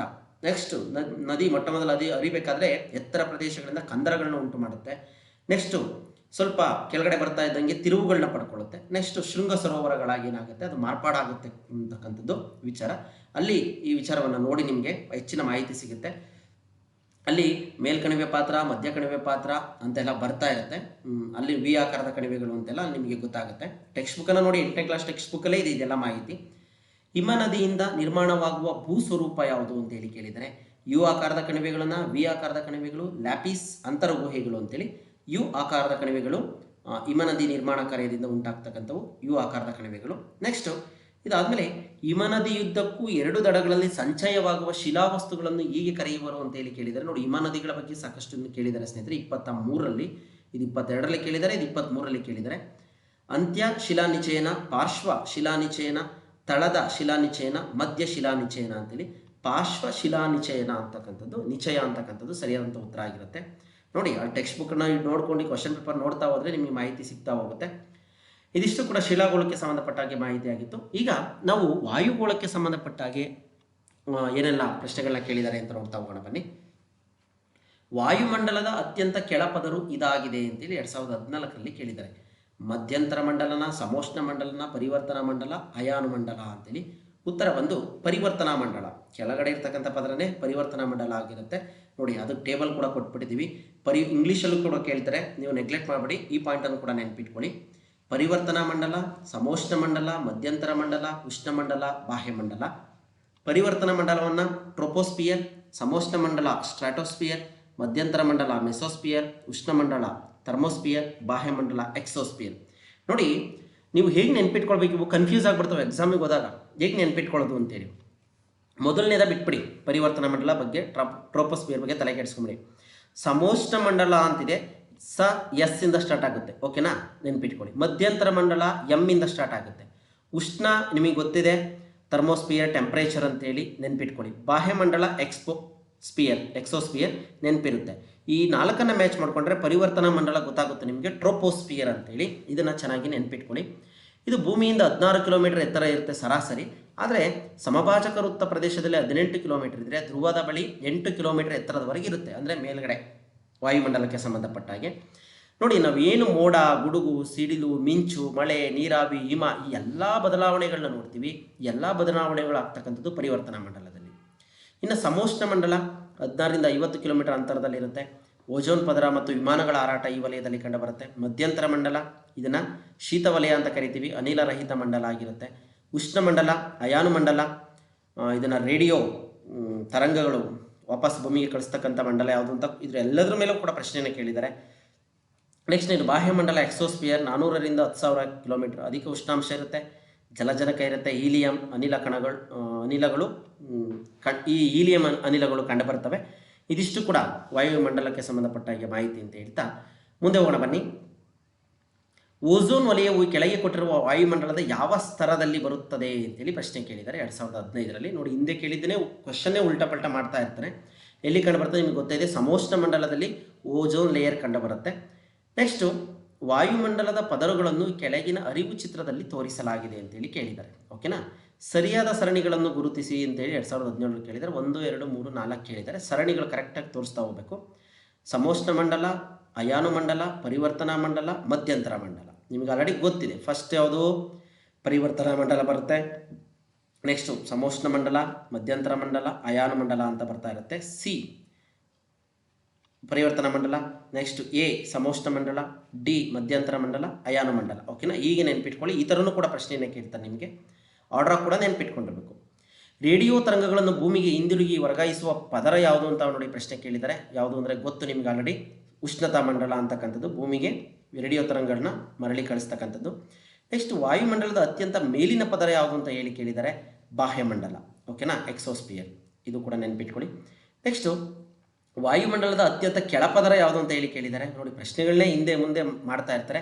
ಪರಿವರ್ತನಾ ಮಂಡಲನೇ ಅತ್ಯಂತ ಕೆಳಪದರ ಆಗಿರುತ್ತೆ. ಮೋಡ, ಮಳೆ, ಪರಿವರ್ತನೆ ಏನು ನೋಡ್ತೀವಿ ನಾವು, ಇದು ಇಲ್ಲಿ ಉಷ್ಣಾಂಶ ಎತ್ತರಕ್ಕೆ ಹೋದಂತೆ ಕಡಿಮೆ ಆಗ್ತಾ ಇರುತ್ತೆ. ಇದರ ಹೆಚ್ಚಿನ ಮಾಹಿತಿಯಲ್ಲಿ ನಿಮಗೆ ಸಿಗುತ್ತೆ, ನೋಡ್ಕೊಳ್ಳಿ ಅಂತ ಹೇಳ್ತಾ, ವಾಯುಮಂಡಲದ ಉಷ್ಣಾಂಶವು ಹೆಚ್ಚುವ ಎತ್ತರದೊಂದಿಗೆ ಅಧಿಕವಾಗುವುದನ್ನು ಹೀಗೆ ಕರೀತಾರೆ. ಅಂದರೆ ವಾಯುಮಂಡಲದಲ್ಲಿ ಮೇಲಕ್ಕೆ ಹೋದಂತೆ ಉಷ್ಣಾಂಶ ಕಡಿಮೆ ಆಗಬೇಕು. ಎಲ್ಲಿ? ಪರಿವರ್ತನಾ ಮಂಡಲದಲ್ಲಿ ಮಾತ್ರ. ಹಾಗೆ ಅದರ ಬದಲಾಗಿ ಅಧಿಕವಾಗುತ್ತಾ ಹೋಗ್ತದೆ. ಅದಕ್ಕೆ ಕಾರಣ ಏನು ಅಂತ ಹೇಳಿ ಕೇಳಿದರೆ, ಅದನ್ನು ಊರ್ಧ್ವಮುಖ ಉಷ್ಣಾಂಶದ ಪ್ರವಣತೆ, ಉಷ್ಣಾಂಶದ ವಿಪರ್ಯಯ, ಸಾಧಾರಣ ಉಷ್ಣಾಂಶದ ಇಳಿಕೆಯ ಪ್ರಮಾಣ, ಅಧೋಮುಖ ಉಷ್ಣಾಂಶದ ಪ್ರವಣತೆ ಅಂತೇಳಿ ಕರೀತಾರೆ. ಇದನ್ನು ಉಷ್ಣಾಂಶದ ವಿಪರ್ಯಯ ಅಂತೇಳಿ ಕರೀತಾರೆ. ಅಂದರೆ ಕೆಲವೊಂದು ಸಂದರ್ಭಗಳಲ್ಲಿ ಉಷ್ಣಾಂಶ ಕಡಿಮೆ ಆಗೋ ಬದಲಾಗಿ ಹೆಚ್ಚಾಗ್ತಾ ಇರುತ್ತೆ. ಪರಿವರ್ತನಾ ಮಂಡಲದಲ್ಲಿ ನೋಡಿ ಹೇಳುತ್ತೆ, ಪರಿವರ್ತನಾ ಮಂಡಲದಲ್ಲಿ ಎತ್ತರಕ್ಕೆ ಹೋದಂತೆ ಉಷ್ಣಾಂಶ ಕಡಿಮೆ ಆಗುತ್ತದೆ. ಆದರೆ ಕೆಲವು ಸಂದರ್ಭಗಳಲ್ಲಿ ಎತ್ತರಕ್ಕೆ ಹೋದಂತೆ ಉಷ್ಣಾಂಶ ಇಳಿಕೆಯಾಗುವ ಬದಲು ಹೆಚ್ಚಾಗುತ್ತಾ ಹೋಗುತ್ತದೆ. ಇದನ್ನು ಉಷ್ಣಾಂಶದ ವಿಪರ್ಯಯ ಅಂತೇಳಿ ಕರೀತಾರೆ. ಇದನ್ನು ನಾವು ಹೆಚ್ಚಾಗಿ ಪರ್ವತ ಕಣಿವೆ ಪ್ರದೇಶಗಳಲ್ಲಿ ಕಾಣ್ತೀವಿ. ಇದಿಷ್ಟು ಕೂಡ ವಿಚಾರ. ಇದು 8ನೇ ಕ್ಲಾಸಲ್ಲಿದೆ. ಇದಕ್ಕೆ ಕಾರಣ ಏನು ಅಂತಂತಂದರೆ, ಒಣಗಾಳಿ, ದೀರ್ಘಾವಧಿಯ ರಾತ್ರಿ, ಮೋಡರಹಿತ ಶುಭ್ರ ಆಕಾಶ, ಹಿಮಾವೃತ ಪರ್ವತದ ಮೇಲ್ಭಾಗ ಇತ್ಯಾದಿ ಕಾರಣಗಳಿಂದಾಗಿ ಏನಾಗುತ್ತೆ, ಉಷ್ಣಾಂಶ ಕಡಿಮೆ ಆಗೋ ಬದಲು ಹೆಚ್ಚಾಗ್ತಾ ಹೋಗ್ತಾ ಇರುತ್ತೆ. ಓಕೆನಾ. ನೆಕ್ಸ್ಟು ಹೊಂದಿಸಿ ಬರೆಯಿರಿ ಅಂತ ಕೇಳಿದರೆ, ಪ್ರದೇಶಗಳು ಮತ್ತು ಆವರ್ತ ಮಾರುತಗಳ ಬಗ್ಗೆ ಕೇಳಿದ್ದಾರೆ. ಇದು ಕೂಡ 8ನೇ ಕ್ಲಾಸ್ ಟೆಕ್ಸ್ಟ್ ಬುಕ್ಕಲ್ಲಿ ಇದೆ. China typhoon, America hurricane. Next Australia willy willies, Russia will fool ಅಂತೇಳಿ ಇವುಗಳನ್ನ ಸರಿಯಾಗಿ ಹಾಗೆ ಹೊಂದಿಸಿ ಕೊಟ್ಟಿದ್ದೀವಿ. ಇದರಲ್ಲಿ ನೀವೇನು ತಲೆ ಕೆಡಿಸ್ಕೊಂಬಿಡಿ, ಮ್ಯಾಚ್ ದ ಫಾಲೋಯಿಂಗ್ ಅದು ಹಾಗೆ ಕರೆಕ್ಟ್ ಇದೆ. ನೆಕ್ಸ್ಟು ಇದಾದಮೇಲೆ ಆವರ್ತ ಮಾರುತಗಳು, ಸೈಕ್ಲೋನ್ಸ್ ಅಂತ ಹೇಳಿ ಕರಿತೀವಿ. ಇದ್ರ ಬಗ್ಗೆ ಸ್ವಲ್ಪ ತುಂಬ ಚೆನ್ನಾಗಿ ಗಮನ ಕೊಡಿ ಸ್ನೇಹಿತರೆ. ಮೇ ಬಿ ಇದ್ರ ಮೇಲೆ ಈ ವರ್ಷನೂ ಕೂಡ ಪ್ರಶ್ನೆಗಳು ಇರ್ತವೆ ಅಂತೇಳಿ. ಸುತ್ತಲಿನ ಅಧಿಕ ಒತ್ತಡದಿಂದ ಕೇಂದ್ರದ ಕಡಿಮೆ ಒತ್ತಡದ ಕಡೆಗೆ ವೃತ್ತಾಕಾರವಾಗಿ ಬೀಸುವ ಮಾರುತಗಳಿಗೆ ನಾವು ಆವರ್ತ ಮಾರುತಗಳು ಅಂತೇಳಿ ಕರಿತೀವಿ. ಉತ್ತರಾರ್ಧಗೋಳದಲ್ಲಿ ಗಡಿಯಾರದ ಮುಳ್ಳು ಚಲಿಸುವ ದಿಕ್ಕಿಗೆ ವಿರುದ್ಧ, ದಕ್ಷಿಣಾರ್ಧಗೋಳದಲ್ಲಿ ಗಡಿಯಾರದ ಮುಳ್ಳಿನ ದಿಕ್ಕಿಗೆ ಅನುಗುಣವಾಗಿ ಚಲಿಸ್ತಕ್ಕಂಥವು ಆವರ್ತ ಮಾರುತಗಳು. ಇದು 8ನೇ ಕ್ಲಾಸ್ ಟೆಕ್ಸ್ಟ್ ಬುಕ್ಕಲ್ಲಿ ತುಂಬ ಚೆನ್ನಾಗಿ ಕೊಟ್ಟಿದ್ದಾರೆ. ಅಲ್ಲಿ ಅರ್ಥ ಮಾಡ್ಕೊಳ್ಳಿ, ಡಯಾಗ್ರಾಮ್ ಸಮೇತ ಕೊಟ್ಟಿದ್ದಾರೆ. ಆವರ್ತ ಮಾರುತಗಳು ಉತ್ತರಾರ್ಧಗೋಳದಲ್ಲಿ ಹೇಗೆ ಬೀಸ್ತವೆ, ದಕ್ಷಿಣಾರ್ಧಗೋಳದಲ್ಲಿ ಯಾವ ದಿಕ್ಕಿನಿಂದ ಯಾವ ಕಡೆಗೆ ಬೀಸ್ತವೆ ಅಂತೇಳಿ. ಜೊತೆಗೆ ಅಧಿಕ ಒತ್ತಡದಿಂದ ಕೇಂದ್ರದ ಕಡಿಮೆ ಒತ್ತಡದ ಕಡೆಗೆ ಬೀಸ್ತಕ್ಕಂಥವು ಅಲ್ಲಿ ಡಯಾಗ್ರಾಮ್ ಕೊಟ್ಟಿದ್ದಾರೆ. 2 ಡಯಾಗ್ರಾಮನ್ನು ಬರೆದು ನೀವು ಇಟ್ಕೊಳ್ಳಿ. ಜೊತೆಗೆ ಉತ್ತರಾರ್ಧಗೋಳದಲ್ಲಿ ಯಾವ ಕಡೆ ಕ್ಲಾಕ್ ವೈಸಾ, ಆಂಟಿ ಕ್ಲಾಕ್ ವೈಸಾ, ದಕ್ಷಿಣಾರ್ಧಗೋಳದಲ್ಲಿ ಯಾವ ಥರ ಅಂತೇಳಿ ನೋಡಿ. ಇದನ್ನು ಸ್ಕ್ರೀನ್ಶಾಟ್ ಮಾಡಿಕೊಳ್ಳಿ. ಕೇಂದ್ರದಿಂದ ಅಧಿಕ ಒತ್ತಡದಿಂದ ಸುತ್ತಲಿನ ಕಡಿಮೆ ಒತ್ತಡದ ಕಡೆಗೆ ವೃತ್ತಾಕಾರವಾಗಿ ಬೀಸುವ ಮಾರುತಗಳು ಅಂತೇಳಿ ಕರೀತಾರೆ, ಪ್ರತ್ಯಾವರ್ತ ಮಾರುತಗಳನ್ನ. ಉತ್ತರಾರ್ಧಗೋಳದಲ್ಲಿ ಗಡಿಯಾರದ ಮುಳ್ಳಿನ ದಿಕ್ಕಿಗೆ ಅನುಗುಣವಾಗಿ ಚಲಿಸಿದ್ರೆ, ದಕ್ಷಿಣಾರ್ಧಗೋಳದಲ್ಲಿ ಗಡಿಯಾರದ ಮುಳ್ಳಿನ ವಿರುದ್ಧ ದಿಕ್ಕಿಗೆ ಏನು ಮಾಡ್ತವೆ, ಗಡಿಯಾರದ ಮುಳ್ಳು ಚಲಿಸುವ ದಿಕ್ಕಿಗೆ ವಿರುದ್ಧವಾಗಿ ಚಲಿಸ್ತಾ ಇರ್ತವೆ ಅಂತೇಳಿ. ಈ ಪಾಯಿಂಟನ್ನು ಚೆನ್ನಾಗಿ ನೆನ್ಪಿಟ್ಕೊಳ್ಳಿ. 8ನೇ ಕ್ಲಾಸ್ ಟೆಕ್ಸ್ಟ್ ಬುಕ್ಕಲ್ಲಿ ನೋಡಿ ನಿಮಗೆ ಸೂಕ್ತ ಮಾಹಿತಿ ಸಿಗುತ್ತೆ ಅಂತೇಳಿ. ಕೇಂದ್ರದಿಂದ ಹೊರಗಡೆ ಬೀಸ್ತಕ್ಕಂಥದ್ದು, ಆಚೆಯಿಂದ ಒಳಗಡೆ ಬೀಸ್ತಕ್ಕಂಥದ್ದು. ಉತ್ತರಾರ್ಧಗೋಳದಲ್ಲಿ ಹೇಗೆ, ದಕ್ಷಿಣಾರ್ಧಗೋಳದಲ್ಲಿ ಹೇಗೆ ಅಂತ ಕನ್ಫ್ಯೂಸ್ ಆಗುತ್ತೆ ಇವೆರಡು ಕೂಡ. ಸೈಕ್ಲೋನ್, ಆಂಟಿ ಸೈಕ್ಲೋನ್ಸ್ ಚೆನ್ನಾಗಿ ನೆನ್ಪಿಟ್ಕೊಳ್ಳಿ. ನೆಕ್ಸ್ಟು, ಸಮಭಾಜಕ ವೃತ್ತದಿಂದ 5 ಡಿಗ್ರಿ ಉತ್ತರ ಮತ್ತು ದಕ್ಷಿಣ ಅಕ್ಷಾಂಶದ ಕಡೆಗೆ ಕಂಡುಬರುವ ಒತ್ತಡದ ಪಟ್ಟಿ ಅಂತೇಳಿ ಇದು ಕೂಡ 8ನೇ ಕ್ಲಾಸ್ ಟೆಕ್ಸ್ಟ್ ಬುಕ್ಕಲ್ಲೇ ಇದೆ. ಸಮಭಾಜಕ ವೃತ್ತ ಕಡಿಮೆ ಒತ್ತಡ ಪಟ್ಟಿ, ಉತ್ತರ ಉಪೋಷ್ಣವಲಯದ ಅಧಿಕ ಒತ್ತಡ ಪಟ್ಟಿ, ದಕ್ಷಿಣ ಉಪೋಷ್ಣವಲಯದ ಅಧಿಕ ಒತ್ತಡ ಪಟ್ಟಿ, ಉಪಧ್ರುವೀಯ ಕಡಿಮೆ ಒತ್ತಡ ಪಟ್ಟಿಗಳು ಅಂತೇಳಿ ಬರುತ್ತೆ. ಅದರಲ್ಲಿ ಸಮಭಾಜಕ ವೃತ್ತ ಕಡಿಮೆ ಒತ್ತಡ ಪಟ್ಟಿ ಅಂತಕ್ಕಂಥದ್ದು ಸರಿಯಾದಂಥ ಉತ್ತರ ಆಗಿರುತ್ತೆ ಸ್ನೇಹಿತರೆ. ನೆಕ್ಸ್ಟು, ಮಳೆ ಮಾರುತಗಳು, ಇವುಗಳ ಮೇಲೆ ಏನು ಪ್ರಶ್ನೆ ಕೇಳಿದ್ದಾರೆ ಅಂತ ನೋಡ್ತಾ ಹೋಗೋಣ ಬನ್ನಿ. ಉತ್ತರ ಪ್ರದೇಶ ರಾಜ್ಯವು ಬೇಸಿಗೆ ಅವಧಿಯಲ್ಲಿ ಪಡೆಯುವ ಮಳೆಯನ್ನು ಹೀಗೆ ಕರೆಯುವರು ಅಂತೇಳಿ ಕೇಳಿದ್ದಾರೆ. ಉತ್ತರ ಪ್ರದೇಶದಲ್ಲಿ ಬೇಸಿಗೆ ಅವಧಿಯಲ್ಲಿ ಪಡೆಯುವಂಥ ಮಳೆ ಏನಂತ ಹೇಳಿ ಕರೀತಾರೆ ಅಂದರೆ ಆಂತೀಸ್ ಅಂತ ಹೇಳಿ ಕರೀತಾರೆ. ಓಕೆನಾ, ಕಾಲ ಬೈಸಾಖಿ, ಆಂತೀಸ್, ಕಾಫಿಯ ತುಂತುರು, ಲೂ ಅಂತ ಹೇಳಿ ಆಪ್ಷನ್ ಕೊಟ್ಟಿದ್ದಾರೆ. ಆಂತೀಸ್ ಅಂತಕ್ಕಂಥದ್ದು ಸರಿಯಾದ ಮಳೆ. ಈ ರಾಜ್ಯದಲ್ಲಿ ಅಂದರೆ ಉತ್ತರ ಪ್ರದೇಶದಲ್ಲಿ ಬೇಸಿಗೆಯಲ್ಲಿ ಅತಿ ಹೆಚ್ಚು ತಾಪಮಾನ ಇರುವುದರಿಂದ ಬೇಸಿಗೆಯಲ್ಲಿ ಈ ಮಳೆ ಪಡೆಯುತ್ತದೆ.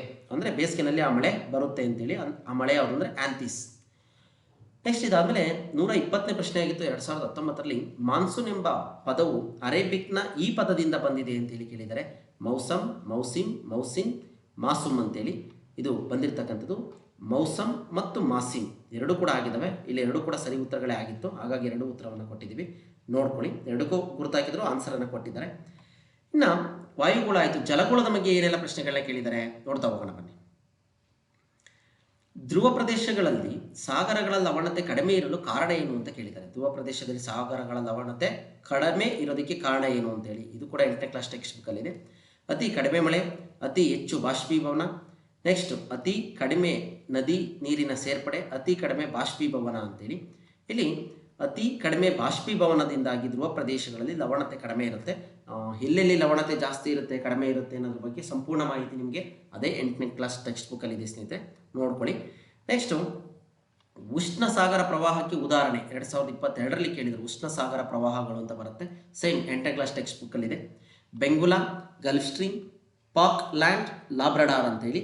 ಗಲ್ಫ್ ಸ್ಟ್ರೀಮ್ ಅಂತಕ್ಕಂಥದ್ದು ಉಷ್ಣ ಸಾಗರ ಪ್ರವಾಹ ಆಗಿರುತ್ತೆ. ಇಲ್ಲಿ ಶೀತೋದಕ ಸಾಗರ ಪ್ರವಾಹಗಳು, ಉಷ್ಣ ಸಾಗರ ಪ್ರವಾಹಗಳು ಅಂತಿದ್ದಾವೆ. ಅಲ್ಲಿ ಗಲ್ಫ್ ಸ್ಟ್ರೀಮ್ ಅಂತಕ್ಕಂಥದ್ದು ಉಷ್ಣ ಸಾಗರ ಪ್ರವಾಹ ಆಗಿರುತ್ತೆ. ಇಲ್ಲಿ ಸಾಕಷ್ಟು ಇದ್ದಾವೆ, ಅದನ್ನು ನೋಡಿ ಅಲ್ಲಿ ನೆನ್ಪಿಟ್ಕೊಳ್ಳಿ. ಇದಾದಮೇಲೆ ಜೀವಗೋಳ. ಇದರಲ್ಲಿ ಮಾಲಿನ್ಯ ಕುರಿತು ಒಂದು ಪ್ರಶ್ನೆಯನ್ನು ಮಾತ್ರ ಇದುವರೆಗೂ ಜೀವಗೋಳದಲ್ಲಿ ಕೇಳಿದರೆ. ಅತಿ ಹೆಚ್ಚು ಜೀವಾವಶೇಷ ಫಾಸಿಲ್ ಪೆಟ್ರೋಲಿಯಂ ಇಂಧನಗಳ ಉರಿಸುವಿಕೆಯಿಂದ ಉಂಟಾಗುವ ಪರಿಣಾಮ ಏನು? ಪೆಟ್ರೋಲ್, ಡೀಸೆಲ್ ಇವುಗಳನ್ನೆಲ್ಲ ಉರಿಸೋದ್ರಿಂದ ಏನು ಸಮಸ್ಯೆ ಅಂತ ಕೇಳಿದರೆ ಹಸಿರುಮನೆ ಪರಿಣಾಮ, ಮಣ್ಣು ಮಾಲಿನ್ಯ, ಶಬ್ದ ಮಾಲಿನ್ಯ, ಜಲ ಮಾಲಿನ್ಯ. ಇಲ್ಲಿ ಹಸಿರುಮನೆ ಪರಿಣಾಮ ಅಂತಕ್ಕಂಥದ್ದು ಉಂಟಾಗುತ್ತೆ ಅಂತಕ್ಕಂಥದ್ದು ಸರಿಯಾದಂಥ ಉತ್ತರ ಆಗಿರುತ್ತೆ ಸ್ನೇಹಿತರೆ. ನೆಕ್ಸ್ಟ್ ಇದಾದಮೇಲೆ ನೀವಿನ್ನೂ ನಮ್ಮ ಚಾನಲ್ ಸಬ್ಸ್ಕ್ರೈಬ್ ಮಾಡಿಲ್ಲ ಅಂದರೆ ಸಬ್ಸ್ಕ್ರೈಬ್ ಮಾಡಿ ಸ್ನೇಹಿತರೆ. ಇದೇ ರೀತಿ ವಿಡಿಯೋಗಳನ್ನ ಅಪ್ಲೋಡ್ ಮಾಡ್ತೀವಿ, ನಿಮಗೆ TET ಪರ್ಪಸ್ ತುಂಬ ಅನುಕೂಲ ಆಗುತ್ತೆ ಅಂತ ಹೇಳ್ತಾ ಮುಂದೆ ಹೋಗೋಣ ಬನ್ನಿ. ಬೆಳೆಗಳ ಬಗ್ಗೆ ಸಾಕಷ್ಟು ಪ್ರಶ್ನೆಗಳನ್ನ ಕೇಳಿದ್ದಾರೆ. ಹೊಂದಿಸಿ ಬರೆಯಿರಿ ಕೇಳಿದ್ದಾರೆ, ಸರಿಯಾಗಿ ಮ್ಯಾಚ್ ಮಾಡಿ ಕೊಟ್ಟಿದ್ದೀವಿ. ಗೋಧಿ ಆಹಾರ, ಕಬ್ಬು ವಾಣಿಜ್ಯ ಬೆಳೆ, ಟೀ ಪಾನೀಯ ಬೆಳೆ ಆಗಿದೆ, ಹತ್ತಿ ನಾರಿನ ಬೆಳೆ ಆಗಿದೆ. ಆಹಾರ ಬೆಳೆಗಳು ಇಲ್ಲಿ ನಾವು ಎಕ್ಸಾಮಲ್ಲಿ ಕೊಟ್ಟಿರೋ ಥರ ಕೊಟ್ಟಿಲ್ಲ, ನಿಮ್ಗೆ ಅನುಕೂಲ ಆಗಲಿ ಅಂತ ಮ್ಯಾಚ್ ದ ಫಾಲೋವಿಂಗ್ ಕನ್ಫ್ಯೂಸ್ ಆಗುತ್ತೆ ಅಂತೇಳಿ ಅದನ್ನು ನೇರಕ್ಕೆ ಕೊಟ್ಬಿಟ್ಟಿದ್ದೀವಿ. ನೋಡ್ಕೊಳ್ಳಿ, ನಾಲೆಡ್ಜ್ ಇಂಪಾರ್ಟೆಂಟ್ ಇಲ್ಲಿ. ಆಹಾರದ ಬೆಳೆಗಳು ಯಾವ್ಯಾವು ಅಂದರೆ ಭತ್ತ, ಗೋಧಿ, ರಾಗಿ ಇವುಗಳ ಮೇಲೆ ಪ್ರಶ್ನೆ ಕೇಳೋದ್ರಿಂದ ಹೇಳ್ತಾ ಇದ್ದೀನಿ. ಜೋಳ, ಮೆಕ್ಕೆ ಜೋಳ, ಬಾರ್ಲಿ, ಸಜ್ಜೆ, ದ್ವಿದಳ ಧಾನ್ಯಗಳು, ತೃಣಧಾನ್ಯಗಳು. ತೃಣಧಾನ್ಯಗಳನ್ನ ಸಿರಿಧಾನ್ಯಗಳು ಅಂತ ಕರಿತೀವಿ, ಇವೆಲ್ಲ ಆಹಾರ ಧಾನ್ಯಗಳಾಗಿದ್ದಾವೆ. ಇನ್ನು ತೋಟಗಾರಿಕಾ ಬೆಳೆಗಳು ಯಾವ್ಯಾವು ಅಂದರೆ ಚಹಾ, ಕಾಫಿ, ರಬ್ಬರ್, ಇವು ಪಾನೀಯ ಬೆಳೆಗಳು ಅಂತಲೂ ಕೂಡ ಕರಿತೀವಿ, ಚಹಾ ಮತ್ತು ಕಾಫಿಯನ್ನು. ನೆಕ್ಸ್ಟ್ ವಾಣಿಜ್ಯ ಬೆಳೆಗಳು ಕಬ್ಬು, ತೆಂಗು, ತಂಬಾಕು, ಹಿಪ್ಪು ನೇರಳೆ, ಸಾಂಬಾರು ಪದಾರ್ಥಗಳು, ಇವು ವಾಣಿಜ್ಯ ಬೆಳೆಗಳಾಗಿರ್ತವೆ. ನೆಕ್ಸ್ಟ್ ಇದಾದಮೇಲೆ ಗೋಲ್ಡನ್ ಫೈಬರ್ ಅಂತ ಯಾವುದನ್ನು ಕರೀತಾರೆ ಅಂತೇಳಿ 2019ರಲ್ಲಿ ಕೇಳಿದ್ದಾರೆ. ಟೀನ, ಹತ್ತಿನ, ಸೆಣಬುನ, ಜೋಳನ. ನಿಮಗೆ ಗೊತ್ತಿದೆ, ಸೆಣಬುವನ್ನು ಗೋಲ್ಡನ್ ಫೈಬರ್ ಅಂತೇಳಿ ಕರೀತಾರೆ ಸ್ನೇಹಿತರೆ. ನೆಕ್ಸ್ಟ್ ಇದಾದಮೇಲೆ ಮುಂದೆ ಹೋಗೋಣ ಬನ್ನಿ. ಹಳದಿ ಕ್ರಾಂತಿ ಸಂಬಂಧಿಸಿರುವುದು ಯಾವುದಕ್ಕೆ ಅಂತ ಪ್ರಶ್ನೆಯನ್ನು ಕೇಳಿದ್ದಾರೆ. ಆಹಾರ ಧಾನ್ಯಗಳ ಉತ್ಪಾದನೆನ, ಎಣ್ಣೆ ಬೀಜಗಳ ಉತ್ಪಾದನೆನ, ಮೀನುಗಳ ಉತ್ಪಾದನೆನ, ಹಣ್ಣು ಮತ್ತು ಹೂಗಳ ಉತ್ಪಾದನೆಗೆ ಹಳದಿ ಕ್ರಾಂತಿ ಅಂತ ಕರೆಯೋದು. ಅಂದರೆ ಎಣ್ಣೆ ಬೀಜಗಳ ಉತ್ಪಾದನೆಗೆ ನಾವೇನಂತ ಕರಿತೀವಿ? ಹಳದಿ ಕ್ರಾಂತಿ ಅಂತೇಳಿ ಕರಿತೀವಿ. 2023ರಲ್ಲಿ ಕೇಳಿರುವಂಥ ಪ್ರಶ್ನೆ. ಇನ್ನು ಎ ಪಟ್ಟಿ ಬಿ ಪಟ್ಟಿಯೊಂದಿಗೆ ಹೊಂದಿಸಿ ಬರೆಯಿರಿ, ಸರಿಯಾದ ಉತ್ತರವನ್ನು ಆರಿಸಿ ಅಂತೇಳಿ ಕೇಳಿದರೆ ಯಾವುದು ಸರಿಯಾಗಿ ಹೊಂದಾಣಿಕೆ ಆಗಿದೆ ಅಂತೇಳಿ. ನೀಲಿ ಕ್ರಾಂತಿ ಮೀನುಗಳ ಉತ್ಪಾದನೆ, ಹಳದಿ ಕ್ರಾಂತಿ ಎಣ್ಣೆ ಬೀಜಗಳ ಉತ್ಪಾದನೆ, ಬೆಳ್ಳಿ ಕ್ರಾಂತಿ ಮೊಟ್ಟೆಗಳ ಉತ್ಪಾದನೆ, ಬಿಳಿ ಕ್ರಾಂತಿ ಹಾಲಿನ ಉತ್ಪಾದನೆ ಅಂತೇಳಿ ಕೇಳಿದರೆ ಇಲ್ಲಿ 4 ಉತ್ತರ ಸರಿಯಾಗಿದೆ. 4 ಉತ್ತರಗಳನ್ನ ಸರಿಯಾಗಿ ಕೊಟ್ಟಿದ್ದೀವಿ. ಇಲ್ಲಿ ಅದಲು ಬದಲು ಏನು ಮಾಡಿ ಕೊಟ್ಟಿಲ್ಲ, ಕರೆಕ್ಟ್ ಇದೆ. ನೀಲಿ ಕ್ರಾಂತಿ ಮೀನು ಉತ್ಪಾದನೆ, ಹಳದಿ ಎಣ್ಣೆ ಕಾಳುಗಳು, ಬೆಳ್ಳಿ ಮೊಟ್ಟೆ, ಬಿಳಿ ಕ್ರಾಂತಿ ಹಾಲಿನ ಉತ್ಪಾದನೆ. ಆಪ್ಷನ್ ಏನೋ ಬೇಕು ಅಂದರೆ ಇಲ್ಲಿ ಕೊಟ್ಟಿದ್ದೀವಿ ಅಷ್ಟೇ, ಎಕ್ಸಾಮಲ್ಲಿ ಕೊಟ್ಟಿರೋ ಥರದ್ದು ಕೀ ಆನ್ಸರಲ್ಲಿ. ಆದರೆ ಸರಿ ಉತ್ತರವನ್ನೇ ನೀಡಿದ್ದೀವಿ. ಓಕೆ, ನೆಕ್ಸ್ಟ್ ಮುಂದೆ ಹೋಗೋಣ. ಆಲ್ಮೋಸ್ಟ್ ಮ್ಯಾಚ್ ದ ಫಾಲೋಯಿಂಗ್ ಎಲ್ಲ ಹಾಗೆ ಸರಿ ಉತ್ತರವನ್ನೇ ಕೊಟ್ಟಿರ್ತೀವಿ. ಸರಿ ಉತ್ತರ ಕೊಟ್ಟಿದೆ ಅಂತಲೇ ಮೆನ್ಷನ್ ಮಾಡಿರ್ತೀವಿ, ನೋಡ್ಕೊಳ್ಳಿ. ಇನ್ನು ಸಂಪನ್ಮೂಲಗಳನ್ನ ಕುರಿತು ಏನೆಲ್ಲ ಪ್ರಶ್ನೆ ಕೇಳಿದ್ದಾರೆ ನೋಡ್ತಾ ಹೋಗೋಣ ಬನ್ನಿ. ನೈಸರ್ಗಿಕ ಸಂಪನ್ಮೂಲಗಳನ್ನು ನೀಡಲಾಗಿದೆ ಪಟ್ಟಿಯಲ್ಲಿ. ಅದರಲ್ಲಿ ಅರಣ್ಯಗಳು, ಖನಿಜಗಳು, ಪೆಟ್ರೋಲಿಯಂ, ಸೂರ್ಯನ ಶಾಖ, ನೀರು, ನೈಸರ್ಗಿಕ ಅನಿಲ. ಈ ಕೆಳಗಿನ ಯಾವ ಗುಂಪು ಕ್ರಮವಾಗಿ ನವೀಕರಿಸುವ ಮತ್ತು ನವೀಕರಿಸಲಾಗದ ಸಂಪನ್ಮೂಲಗಳಾಗಿ ಗುರುತಿಸಿ ಅಂತೇಳಿ ಕೇಳಿದ್ದಾರೆ. ಇದೆಲ್ಲ ನಿಮಗೆ ತುಂಬ ಈಸಿ ಇರುತ್ತೆ, ಏನು ಸಮಸ್ಯೆ ಆಗೋದಿಲ್ಲ. ಇಲ್ಲಿ ಎ, ಡಿ, ಇ ಮತ್ತು ಸಿ, ಎಫ್ ಇವುಗಳು ನವೀಕರಿಸುವ ಮತ್ತು ನವೀಕರಿಸಲಾಗದ ಸಂಪನ್ಮೂಲಗಳು ಹೇಳಿದರೆ ಯಾವ್ಯಾವ ಅಂತಂದರೆ ಅರಣ್ಯ ನವೀಕರಿಸಬಹುದು, ನೆಕ್ಸ್ಟ್ ನೀರು ನವೀಕರಿಸಬಹುದು, ಸೂರ್ಯನ ಶಾಖ ನವೀಕರಿಸಬಹುದು, ನೈಸರ್ಗಿಕ ಅನಿಲ ನವೀಕರಿಸಬಹುದಾಗಿದೆ. ಇನ್ನು ನೆಕ್ಸ್ಟು ಖನಿಜಗಳು, ಪೆಟ್ರೋಲಿಯಂ, ನೈಸರ್ಗಿಕ ಅನಿಲ ಇವುಗಳನ್ನ ನವೀಕರಿಸೋದಕ್ಕೆ ಆಗೋದಿಲ್ಲ ಅಂತೇಳಿ. ಅಂದರೆ ಎ ಡಿ ಇ ನವೀಕರಿಸಬಹುದಾದ ಸಂಪನ್ಮೂಲಗಳು, ಸಿ ಮತ್ತು ಎಫ್ ಪೆಟ್ರೋಲಿಯಂ ಮತ್ತು ನೈಸರ್ಗಿಕ ಅನಿಲ ಇವುಗಳೇನಾಗಿದ್ದಾವೆ, ಬಿನು ಸೇರಿಸಬೇಕಾಗಿತ್ತು. ಇದು ನವೀಕರಿಸಲಾಗದ ಸಂಪನ್ಮೂಲಗಳು, ನೆನ್ಪಿಟ್ಕೊಳ್ಳಿ. ನೆಕ್ಸ್ಟ್ ಇದಾದಮೇಲೆ ಆಪ್ಷನ್ ಹೇಗೆ ಕೊಡ್ತಾರೋ ಹಾಗೆ ನಿಮಗೆ ನವೀಕರಿಸುವ ರಿನ್ಯೂವಬಲ್, ನಾನ್ ರಿನ್ಯೂವಬಲ್ ರಿಸೋರ್ಸ್ ಚೆನ್ನಾಗಿ ಗೊತ್ತಿರುತ್ತೆ, ಕನ್ಫ್ಯೂಸ್ ಆಗೋದು ಬೇಡ. ಅರಣ್ಯ ಮತ್ತು ಸಸ್ಯವರ್ಗದ ಮೇಲೆ ಏನೆಲ್ಲ ಪ್ರಶ್ನೆ ಕೇಳಿದ್ದಾರೆ ಅಂತ ನೋಡ್ತಾ ಹೋಗೋಣ ಬನ್ನಿ. ಕೆಳಗೆ ಕೆಲವು ವಾಕ್ಯಗಳನ್ನು ಕೊಟ್ಟಿದೆ. ಮ್ಯಾಂಗ್ರೋವ್ ಅರಣ್ಯಗಳು ಭಾರತದ ಕೆಲವು ನದಿ ಮುಖಜ ಭೂಮಿಗಳಲ್ಲಿ ಕಂಡುಬರುತ್ತವೆ. ಸೂಜಿಪಣ್ಣ ಮೊನಚಾದ ಎಲೆಗಳುಳ್ಳ ಕಾಡುಗಳು ಭಾರತದ ಉಷ್ಣವಲಯದಲ್ಲಿ ಕಂಡುಬರುತ್ತವೆ. ಖರ್ಜೂರದ ಮರಗಳು ಮರುಭೂಮಿ ಸಸ್ಯವರ್ಗದ ಒಂದು ಭಾಗವಾಗಿದ್ದಾವೆ. ನಿತ್ಯ ಹರಿದ್ವರ್ಣ ಕಾಡುಗಳು ಬಹಳ ದಟ್ಟವಾದ ಕಾಡುಗಳು. ಮೇಲೆ ಕೊಟ್ಟಿರುವ ಯಾವ ವಾಕ್ಯಗಳು ಸರಿಯಾಗಿದ್ದಾವೆ ಅಂತೇಳಿ ಒಂದಷ್ಟು ಆಪ್ಷನನ್ನು ಕೇಳಿದ್ದಾರೆ. ಈ ಮೇಲೆ ಕೊಟ್ಟಿರ್ತಕ್ಕಂಥ ವಾಕ್ಯಗಳು ಅಂದರೆ ನಾವು ಚೆನ್ನಾಗಿ ಅರಣ್ಯ ಮತ್ತು ಸಸ್ಯವರ್ಗಗಳ ಬಗ್ಗೆ ತಿಳ್ಕೊಳ್ಬೇಕಾಗತ್ತೆ. ಹಾಗಾಗಿ ಉತ್ತರ ಬಂದು ಎ, ಸಿ ಮತ್ತು ಡಿ ಸರಿ ಅಂತ ಹೇಳಿ ಕೊಡ್ತಾರೆ. ಬಿ ತಪ್ಪು. ಅಂದರೆ ಮ್ಯಾಂಗ್ರೋವ್ ಅರಣ್ಯಗಳು ಕೆಲವು ನದಿ ಮುಖಜ ಭೂಮಿಗಳಲ್ಲಿ ಕಂಡುಬರ್ತವೆ. ಖರ್ಜೂರಗಳು ಮರುಭೂಮಿ ಕಂಡುಬರ್ತವೆ. ನಿತ್ಯ ಹರಿದ್ವರ್ಣ ಕಾಡುಗಳು ಬಹಳ ದಟ್ಟವಾದ ಕಾಡುಗಳಾಗಿರ್ತವೆ. ಇಲ್ಲಿ ಬಿ ಸೂಜಿಪಣ್ಣ ಮೊನಚಾದ ಎಲೆಗಳುಳ್ಳ ಕಾಡುಗಳು ಭಾರತ ಉಷ್ಣವಲಯದಲ್ಲಿ ಕಂಡುಬರ್ತವೆ ಅಂತ ಹೇಳಿ ಕೇಳಿದ್ದಾರೆ. ಇದು ತಪ್ಪಾದಂಥ ಉತ್ತರ ಆಗಿರುತ್ತೆ. ಚೆನ್ನಾಗಿ ಇದನ್ನು ಅಬ್ಸರ್ವ್ ಮಾಡ್ಕೊಳ್ಳಿ, ನಿಮಗೆ ಗೊತ್ತಾಗುತ್ತೆ. ನೆಕ್ಸ್ಟ್ ಮುಂದೆ ಹೋಗೋಣ.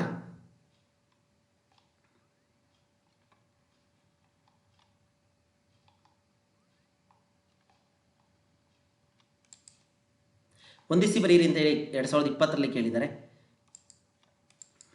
ಎ ಪಟ್ಟಿ ಮತ್ತು ಬಿ ಪಟ್ಟಿ ಸೇಮ್ ಆಗಿ ಕೇಳಿರ್ತಾರೆ.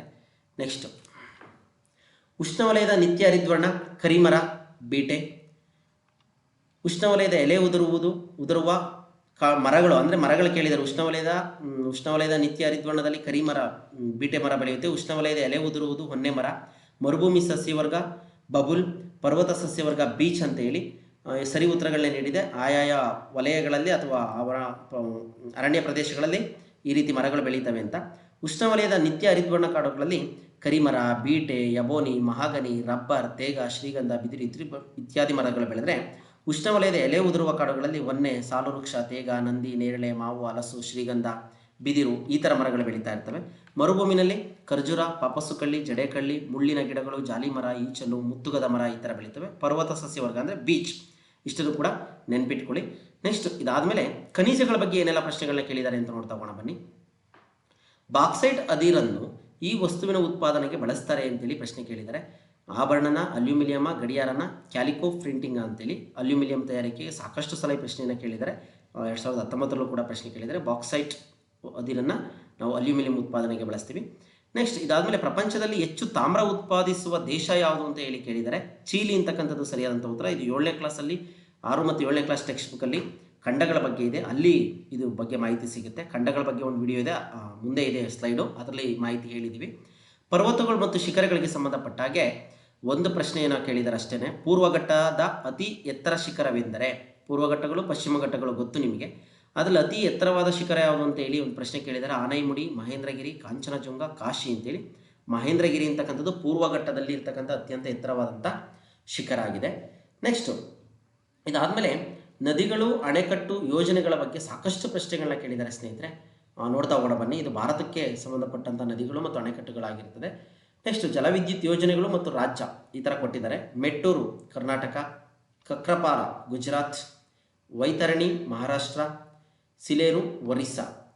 ಮೇಲಿನ ಯಾವ ಜೋಡಿಯು ಸರಿಯಾಗಿ ಹೊಂದಿಕೆಯಾಗಿದೆ ಅಂತೇಳಿ ಕೇಳಿದ್ದಾರೆ. ಬಿ ಮತ್ತು ಸಿ ಕಕ್ರಪಾರ ಗುಜರಾತು, ಸಿ ವೈತರಣಿ ಮಹಾರಾಷ್ಟ್ರ ಇವೆರಡು ಸರಿಯಾಗಿ ಮ್ಯಾಚ್ ಆಗಿದ್ದಾವೆ. ಇನ್ನು ಮೆಟ್ಟೂರು ತಮಿಳುನಾಡಲ್ಲಿ ಬರುತ್ತೆ, ಸಿಲೇರು ಇದು ಕೂಡ ತಪ್ಪಾದಂಥ ಹೇಳಿಕೆ ಆಗಿದೆ.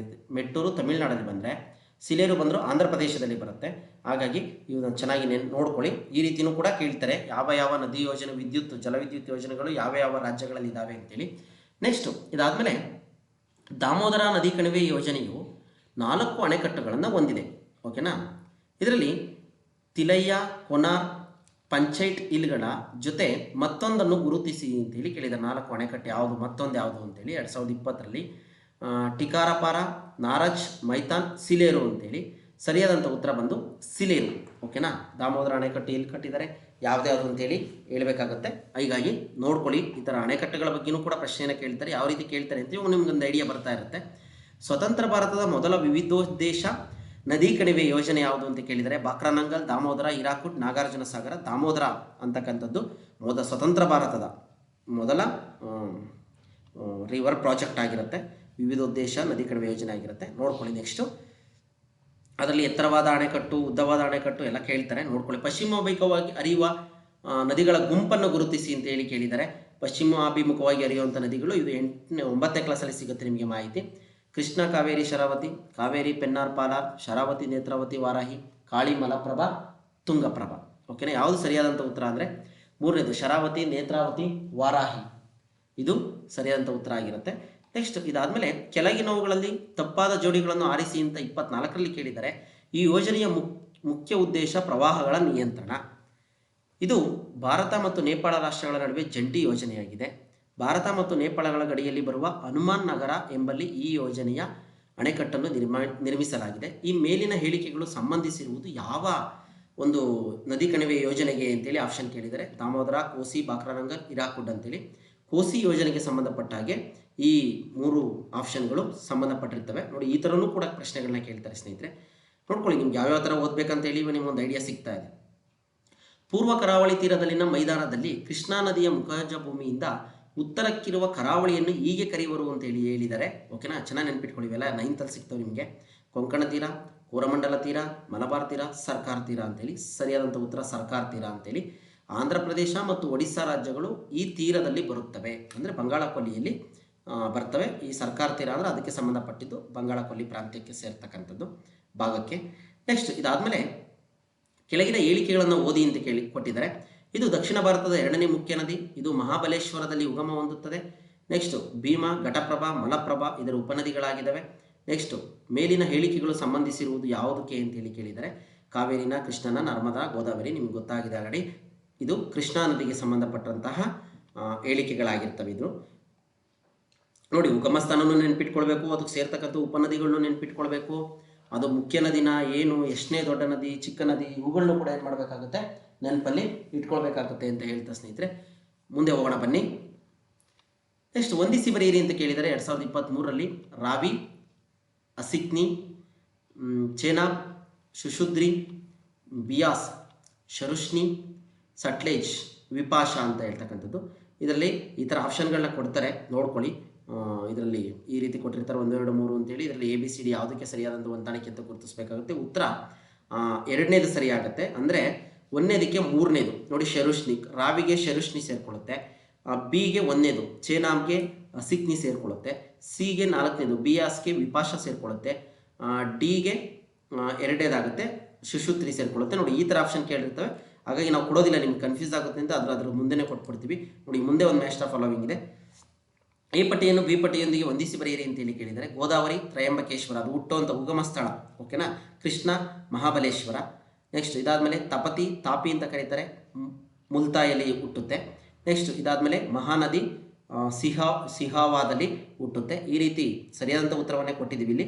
ಈ ರೀತಿ ಏನಿಲ್ಲ ಬೇಕು ಉತ್ತರ ಅಂದರೆ ಆಪ್ಷನ್ 1 ಆಗಿರುತ್ತೆ ನಿಮಗೆ ಕ್ವಶನ್ ಪೇಪರಲ್ಲಿ. ಬಟ್ ಇಲ್ಲೇನಿಲ್ಲ, ಡೈರೆಕ್ಟ್ ಉತ್ತರವನ್ನು ಕೊಟ್ಟಿದ್ದೀವಿ. ನೋಡಿ, ಈ ರೀತಿ ಇವೆರಡಕ್ಕೂ ಡಿಫ್ರೆನ್ಸ್ ಏನು ಅಂತ ನಿಮಗೆ ಗೊತ್ತಾಯಿತು.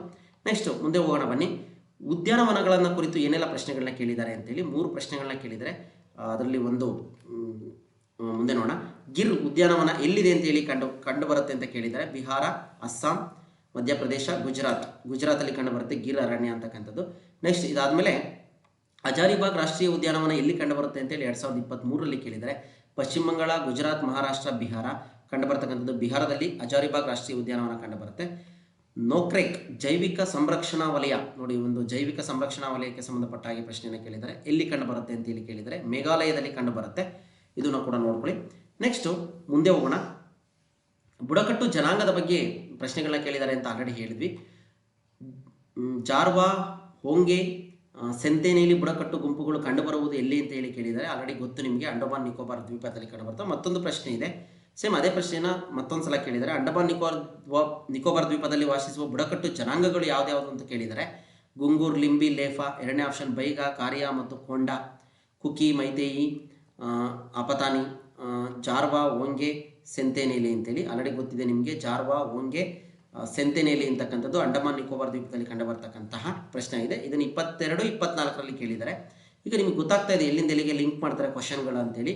ಇದೇ ಥರ ಬರ್ತದೆ ಅಂತಲೂ ಕೂಡ ಹೇಳೋದಕ್ಕಾಗೋದಿಲ್ಲ ಸ್ನೇಹಿತರೆ. ಒಂದು ಐಡಿಯಾ ನಿಮಗೆ ಏನು ಓದ್ಕೊಳ್ಬೇಕು ಅಂತೇಳಿ. ನೆಕ್ಸ್ಟು, ಏಕೆಂದರೆ ಈ ಸಲದ TET ಸ್ವಲ್ಪ ಭಿನ್ನವಾಗಿ ಇರುತ್ತೆ. ನೋಡೋಣ ಯಾವ ರೀತಿ ಕ್ವಶನ್ ಬರುತ್ತೆ, ಯಾರಿಗೂ ಕೂಡ ಒಂದು ಜಡ್ಜ್ ಮಾಡೋಕ್ಕೆ ಆಗ್ತಾ ಇಲ್ಲ. ನೋಡೋಣ ಎಲ್ಲರೂ ಕೂಡ. ಬಟ್ ಏನಂದರೆ ನಮ್ಮಲ್ಲಿ ಕಂಟೆಂಟ್ ಗ್ರಿಪ್ ಇರಬೇಕಾಗುತ್ತೆ ನಮಗೆ. ಈ ಥರ ಒಂದಕ್ಕೊಂದು ಲಿಂಕ್ ಕೊಟ್ಕೊಂಡಿದ್ದೆ ಆದರೆ ನಾವು ಗುರುತಿಸ್ಬೋದು ಅನ್ನೋ ಒಂದು ಭರವಸೆ, ಆಶಾವಾದವನ್ನು ಇಟ್ಕೊಂಡು ಮುಂದೆ ಹೋಗೋಣ. ಕೋಲ್ಕತ್ತಾವನ್ನು ಚಹಾದ ಬಂದರು ಎಂದು ಕರೆಯಲು ಕಾರಣ ಏನು ಅಂತೇಳಿ ಬಂದರುಗಳ ಬಗ್ಗೆ ಸಾಕಷ್ಟು ಪ್ರಶ್ನೆಗಳನ್ನ ಕೇಳಿದ್ದಾರೆ. ನೋಡೋಣ. ಡಾರ್ಜಿಲಿಂಗ್ನಲ್ಲಿ ಬೆಳೆಯುವ ಚಹಾವನ್ನು ಕೋಲ್ಕತ್ತಾದ ಮೂಲಕ ರಫ್ತು ಮಾಡ್ತಾರೆ. ಪಶ್ಚಿಮ ಬಂಗಾಳದ ಜನರು ಚಹಾವನ್ನು ಹೆಚ್ಚಾಗಿ ಬಳಸ್ತಾರೆ. ಕೋಲ್ಕತ್ತಾದಲ್ಲಿ ತಯಾರಿಸುವ ಚಹಾ ಅತಿ ಉತ್ಕೃಷ್ಟವಾಗಿರುತ್ತದೆ. ಕೋಲ್ಕತ್ತಾದಲ್ಲಿ ಬಂದಿಳಿದಿದ್ದ ಚಹಾವನ್ನು ಸಮುದ್ರಕ್ಕೆ ಎಸೆಯುತ್ತಾರೆ ಅಂತೇಳಿ ಚಹಾದ ಬಂದರು ಅಂತ ಕೋಲ್ಕತ್ತಾ ಬಂದರನ್ನು ಯಾಕೆ ಕರೀತಾರೆ ಅಂತ ನೋಡಿ. ಈ ಥರ ಪ್ರಶ್ನೆಗಳನ್ನು ಕೂಡ ಕೇಳ್ತಾರೆ. ಗುರುತಿಸ್ಬೋದು ನೀವು ಈಸಿಯಾಗಿ ಥರದ್ದೆಲ್ಲ. ಆದರೆ ಡಾರ್ಜಿಲಿಂಗ್ನಲ್ಲಿ ಬೆಳೆಯುವ ಚಹಾವನ್ನು ಕೋಲ್ಕತ್ತಾದ ಮೂಲಕ ರಫ್ತು ಮಾಡ್ತಾರೆ. ಓಕೆನಾ. ಆ ಒಂದು ಕಾರಣಕ್ಕೆ ಕೋಲ್ಕತ್ತಾದ ಬಂದರನ್ನು ಚಹಾದ ಬಂದರು ಅಂತೇಳಿ ಕರೀತಾರೆ. ಕೋಲ್ಕತ್ತಾದ ಬಂದರು ಪಶ್ಚಿಮ ಬಂಗಾಳದಲ್ಲಿದೆ. ಕೋಲ್ಕತ್ತಾ ಬಂದರು ಹೂಗ್ಲಿ ನದಿಯ ದಂಡೆಯ ಮೇಲಿದೆ. ಎಲ್ಲಿದೆ ಕೋಲ್ಕತ್ತಾ ಬಂದರು ಅಂದರೆ ಭಾರತದ 2ನೇ ದೊಡ್ಡ ಬಂದರಾಗಿದೆ. ಅಸ್ಸಾಂ, ಪಶ್ಚಿಮ ಬಂಗಾಳ ರಾಜ್ಯಗಳಲ್ಲಿ ಅತಿ ಹೆಚ್ಚು ಚಹಾವನ್ನು ಉತ್ಪಾದನೆ ಮಾಡ್ತಾರೆ. ಈ ಬಂದರಿನ ಮೂಲಕ ಹೆಚ್ಚಾಗಿ ರಫ್ತು ಮಾಡ್ತಾರೆ. ಹಾಗಾಗಿ ಈ ಬಂದರನ್ನು ನಾವು ಚಹಾದ ಬಂದರು ಅಂತೇಳಿ ಕರಿತೀವಿ. ಇದಿಷ್ಟು ಕೂಡ ಮಾಹಿತಿ. ಈ ಬಂದರನ್ನ ಬ್ರಿಟಿಷರು ಡೈಮಂಡ್ ಹಾರ್ಬಾರ್ ಅಂತ ಹೇಳಿ ಕೂಡ ಕರಿತಾ ಇದ್ರಂತೆ. ಕೇಳ್ತಾರೆ ಈ ಪ್ರಶ್ನೆಯನ್ನು ಕೂಡ. ಡೈಮಂಡ್ ಹಾರ್ಬಾರ್ ಅಂತ ಯಾವ ಬಂದರನ್ನ ಕೂಡ ಕರಿತಾ ಇದ್ರು ಅಂತಂದರೆ ಕೋಲ್ಕತ್ತಾದ ಬಂದರು. ಹೂಗ್ಲಿ ನದಿಯ ದಂಡೆಯ ಮೇಲಿರ್ತಕ್ಕಂಥ ಕೋಲ್ಕತ್ತಾ ಬಂದರು ಇದು 2ನೇ ದೊಡ್ಡ ಬಂದರು, ನೆನ್ಪಿಟ್ಕೊಳ್ಳಿ. ಇದಾದ್ಮೇಲೆ ಮುಂದೆ ಹೋಗೋಣ ಬನ್ನಿ. ನವಶೈವ ಬಂದರಿನ ನಿರ್ಮಾಣದಿಂದ ಆಗಿರುವ ಮುಖ್ಯ ಪರಿಣಾಮ ಏನು ಅಂತ ಹೇಳಿ ಕೇಳಿದರೆ, ಮುಂಬೈ ಬಂದರಿನ ಸಾರಿಗೆಯ ಒತ್ತಡ ಕಡಿಮೆಯಾಗಿದೆ. ಅಂತಾರಾಷ್ಟ್ರೀಯ ವಿಮಾನ ನಿಲ್ದಾಣಕ್ಕೆ ಪ್ರೋತ್ಸಾಹಿಸಿದಂತಾಗಿದೆ. ಮುಂಬೈ ಬಂದರಿನ ಇನ್ನಾಡು ಕಡಿಮೆಯಾಗಿದೆ. ವಿದೇಶಿಯರು ನುಸುಳಲು ಸಹಕಾರಿಯಾಗಿದೆ ಅಂತೇಳಿ. ಇದು ಈ ನವಶೈವ ಬಂದರನ್ನ ನಿರ್ಮಾಣ ಮಾಡದೆ ಮುಂಬೈ ಬಂದರಿನಲ್ಲಿ ಆಗ್ತಾ ಇರ್ತಕ್ಕಂಥ ಸಾರಿಗೆ ಒತ್ತಡವನ್ನು ಕಡಿಮೆ ಮಾಡೋದಕ್ಕೆ. ಇದೆಲ್ಲ 9th ಬರುತ್ತೆ ಸ್ನೇಹಿತರೆ, ಅಲ್ಲಿ ನೋಡ್ಕೊಳ್ಳಿ ಅಂತ ಹೇಳ್ತಾ. ನೆಕ್ಸ್ಟ್, ನವಶೈವ ಬಂದರು ಮಹಾರಾಷ್ಟ್ರದಲ್ಲಿ ಕಂಡುಬರುತ್ತೆ. ಈ ಬಂದರನ್ನು ಜವಾಹರ್ಲಾಲ್ ನೆಹರು ಪೋರ್ಟ್ JNPT ಅಂತಲೂ ಕೂಡ ಕರೀತಾರೆ, ನೆನ್ಪಿಟ್ಕೊಳ್ಳಿ ನವಶೈವ ಬಂದರನ್ನು. ನೆಕ್ಸ್ಟ್, ಭಾರತದ 2ನೇ ದೊಡ್ಡ ಬಂದರು ಕೂಡ ಆಗಿದೆ ಇದು. ನೆಕ್ಸ್ಟ್, ಇದಾದಮೇಲೆ ಸರಕುಗಳನ್ನು ಸಾಗಿಸುವ ಬಂದರು 1982ರಿಂದ ಕಾರ್ಯನಿರ್ವಹಿಸ್ತಾ ಇದೆ. ಯಾವುದು? ಈ ಮಹಾರಾಷ್ಟ್ರ 2ನೇ ಮುಂಬೈ ನವಶೈವ ಬಂದರು ಆಗಿರುತ್ತೆ, ನೋಡ್ಕೊಳ್ಳಿ. ಓಕೆನಾ. ನೆಕ್ಸ್ಟು, ಬಂದರುಗಳ ಬಗ್ಗೆ ಸಾಕಷ್ಟು ಮಾಹಿತಿ ಇದೆ, ನೋಡ್ಕೊಳ್ಳಿ.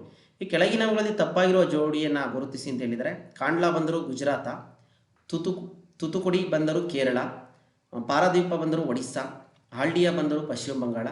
ಉತ್ತರ ಯಾವ ಹೇಳಿಕೆ ತಪ್ಪಾಗಿದೆ ಅಂದರೆ ಪಾರಾದೀಪ ಬಂದರು ಒಡಿಸ್ಸಾ. ಓಕೆನಾ. ತಪ್ಪಾದಂಥ ಮಿಕ್ಕಿದೆಲ್ಲ ಕರೆಕ್ಟ್ ಉತ್ತರ ಇದ್ದಾವೆ. ನೀವಿನ್ನೂ ನಮ್ಮ ಚಾನಲ್ನ ಸಬ್ಸ್ಕ್ರೈಬ್ ಮಾಡಿಲ್ಲ ಅಂದರೆ ಸಬ್ಸ್ಕ್ರೈಬ್ ಮಾಡಿ ಅಂತ ಹೇಳ್ತಾ ಮುಂದೆ ಹೋಗೋಣ ಬನ್ನಿ.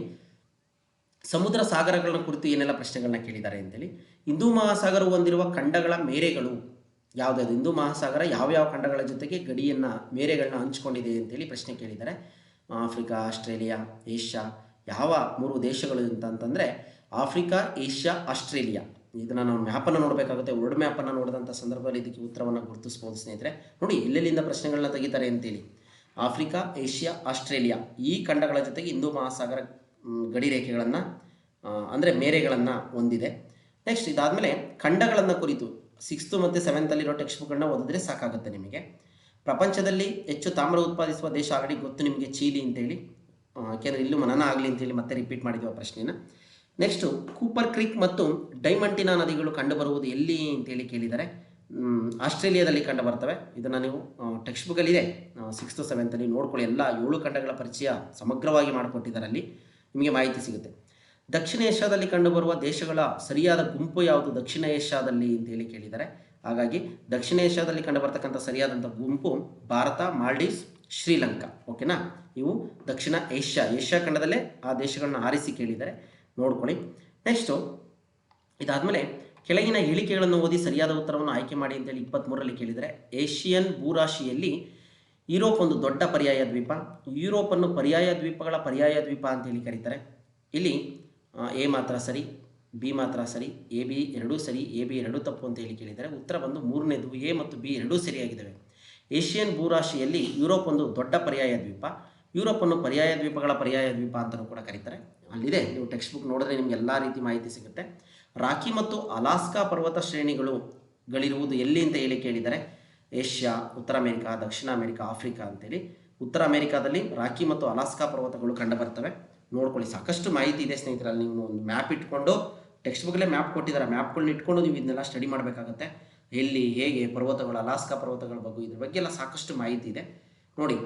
ಅಲ್ ಗಜಲ್ ಮತ್ತು ಅಟ್ಟಾರಗಳು ಇದರ ಉಪನದಿಗಳಾಗಿದ್ದಾವೆ ಅಂತೇಳಿ ಕೇಳಿದರೆ ಕಾಂಗೋ, ನೈಜರ್, ನೈಲ್, ಜಾಂಬೇಜಿ ನದಿಗಳು ಅಂತೇಳಿ ನೈಲ್ ನದಿ ಉಪನದಿಗಳಾಗಿದ್ದಾವೆ ಅಲ್ ಗಜಲ್ ಮತ್ತು ಅಟ್ಟಾರಗಳು.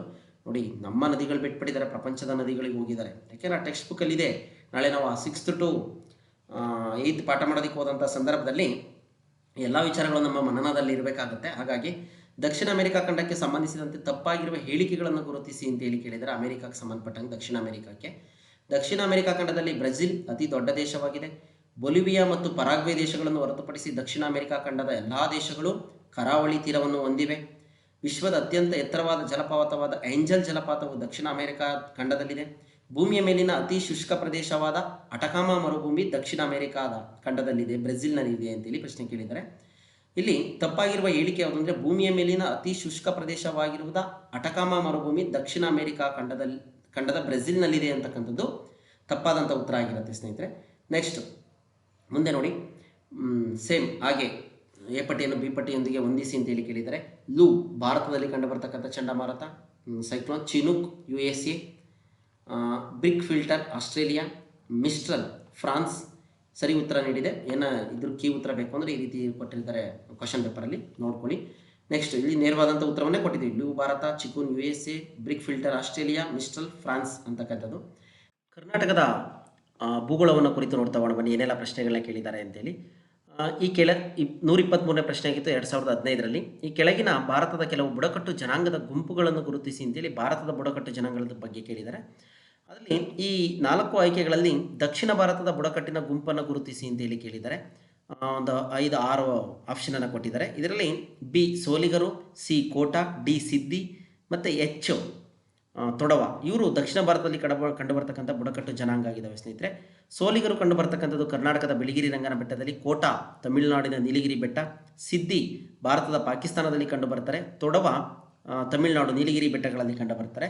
ಇದಿಷ್ಟು ಕೂಡ ಒಂದು ಬುಡಕಟ್ಟು ಜನಾಂಗದ ಬಗ್ಗೆ ಪ್ರಶ್ನೆಯನ್ನು ಕೇಳಿದ್ದಾರೆ ಅಂತ ಹೇಳ್ತಾ ಮುಂದಿನ ಪ್ರಶ್ನೆಗೆ ಹೋಗೋಣ ಬನ್ನಿ. ಕರ್ನಾಟಕ ರಾಜ್ಯದ ಅಕ್ಷಾಂಶಿಕ ವಿಸ್ತಾರವನ್ನು ಕೇಳಿದ್ದಾರೆ. ಕರ್ನಾಟಕ ರಾಜ್ಯ ಯಾವ ಅಕ್ಷಾಂಶದಿಂದ ಯಾವ ಅಕ್ಷಾಂಶದವರೆಗೆ ವಿಸ್ತರಿಸಿದೆ ಅಂತೇಳಿ ಈ ಪ್ರಶ್ನೆ ಆಲ್ರೆಡಿ ಬಂದಿದೆ. ಫಸ್ಟ್ ಗೋಳ ಮತ್ತು ಅಕ್ಷಾಂಶ ರೇಖಾಂಶಗಳಲ್ಲೇ ಬಂದಿರೋದ್ರಿಂದ ಈ ಪ್ರಶ್ನೆಯನ್ನು ಓದ್ಕೊಳ್ಳಿ ಇಲ್ಲಿ. ಯಾಕೆಂದರೆ ಕರ್ನಾಟಕದ ಭೂಗೋಳವನ್ನು ಕೇಳಿದಂಥ ಸಂದರ್ಭದಲ್ಲಿ ಈ ಒಂದು ಮಾಹಿತಿ ಕೂಡ ನಮಗೆ ಗೊತ್ತಿರಬೇಕಾಗತ್ತೆ. ಹಾಗಾಗಿ ಉತ್ತರ ಬಂದು 2ನೇ ಆಪ್ಷನ್ 11 ಡಿಗ್ರಿ 31 ಡಿಗ್ರಿ ಉತ್ತರ ಅಕ್ಷಾಂಶದಿಂದ 18 ಡಿಗ್ರಿ 45 ಉತ್ತರ ಅಕ್ಷಾಂಶದವರೆಗೆ ವಿಸ್ತರಿಸಿದೆ.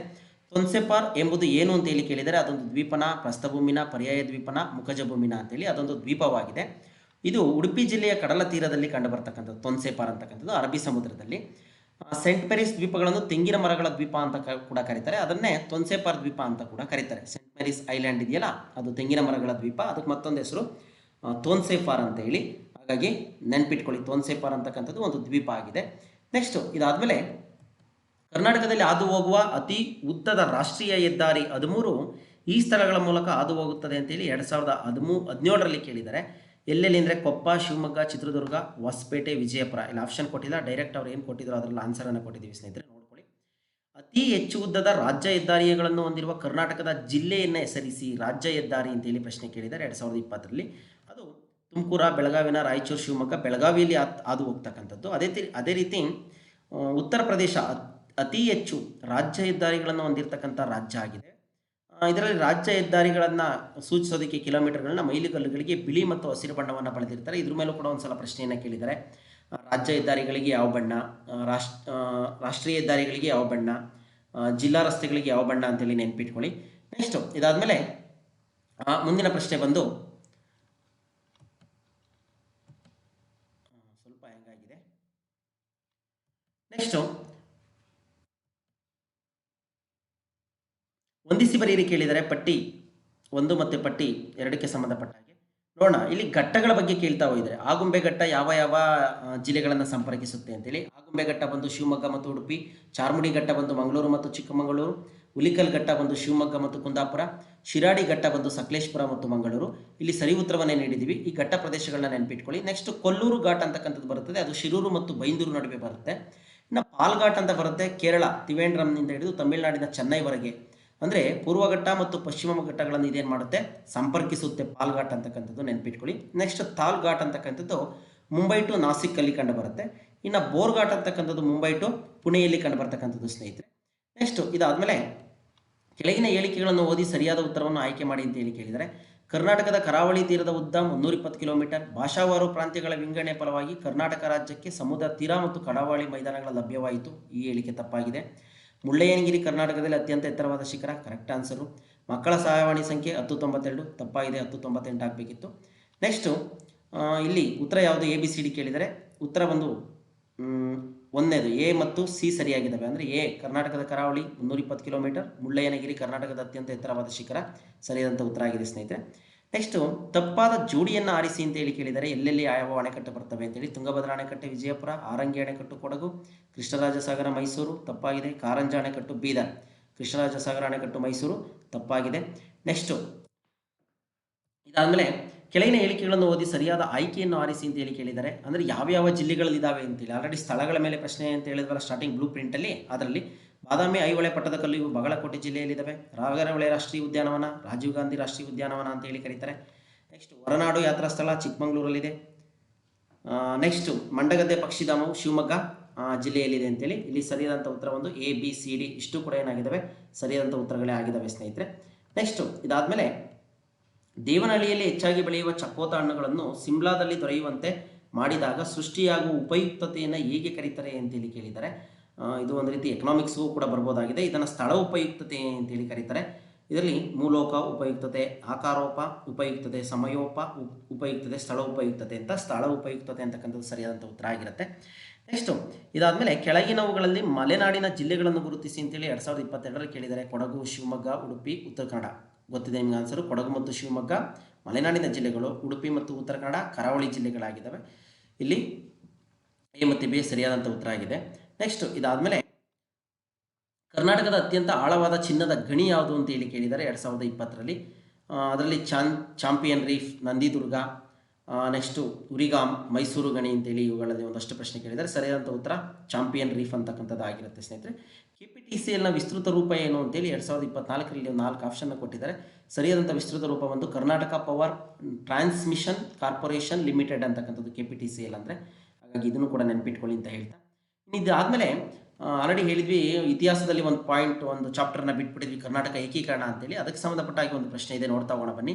ಕೆಳಗಿನ ಹೇಳಿಕೆಗಳನ್ನು ಓದಿ ಸರಿಯಾದ ಉತ್ತರವನ್ನು ಆಯ್ಕೆ ಮಾಡಿ ಅಂತೇಳಿ 2024ರಲ್ಲಿ ಕೇಳಿದ್ದಾರೆ. ಫಜಲ್ ಅಲಿಯವರು ಹೇಳಿಕೆ A. ಫಜಲ್ ಅಲಿಯವರು ರಾಜ್ಯ ಪುನರ್ವಿಂಗಡಣಾ ಆಯೋಗದ ಅಧ್ಯಕ್ಷರಾಗಿದ್ದರು ಹಾಗೂ KM ಪಣಿಕರ್ ಮತ್ತು HN ಕುಂಜರು ಈ ಆಯೋಗದ ಸದಸ್ಯರಾಗಿದ್ದರು. B. ರಾಜ್ಯ ಪುನರ್ವಿಂಗಡಣಾ ಕಾಯ್ದೆ 1955ರಲ್ಲಿ ಜಾರಿಗೆ ಬಂದಿತ್ತು ಅಂತೇಳಿ ಕೇಳಿದ್ದಾರೆ. ಇಲ್ಲಿ A, B ಸರಿನಾ ಅಂತೇಳಿ 4 ಆಪ್ಷನ್ನ ಕೇಳಿದ್ದಾರೆ. ಇಲ್ಲಿ ಸರಿಯಾದಂಥ ಉತ್ತರ ಹೇಳಿಕೆ A ಸರಿ, B ತಪ್ಪು. ಅಂದರೆ ರಾಜ್ಯಗಳ ಪುನರ್ವಿಂಗಡಣಾ ಕಾಯ್ದೆ 1956ರಲ್ಲಿ ಜಾರಿಗೆ ಬರುತ್ತೆ. ಆಗ ಈ ಪಾಯಿಂಟನ್ನು ಕೂಡ ನೆನಪಿಟ್ಕೊಳ್ಳಿ. ಈ ಥರದ ಮೇಲೂ ಕೂಡ ಪ್ರಶ್ನೆಯನ್ನು ಕೇಳ್ತಾರೆ. ಇದಾದಮೇಲೆ ರಾಜ್ಯದ ಪ್ರಥಮ GK ಪ್ರಶ್ನೆ ಇದು ಸ್ನೇಹಿತರೆ.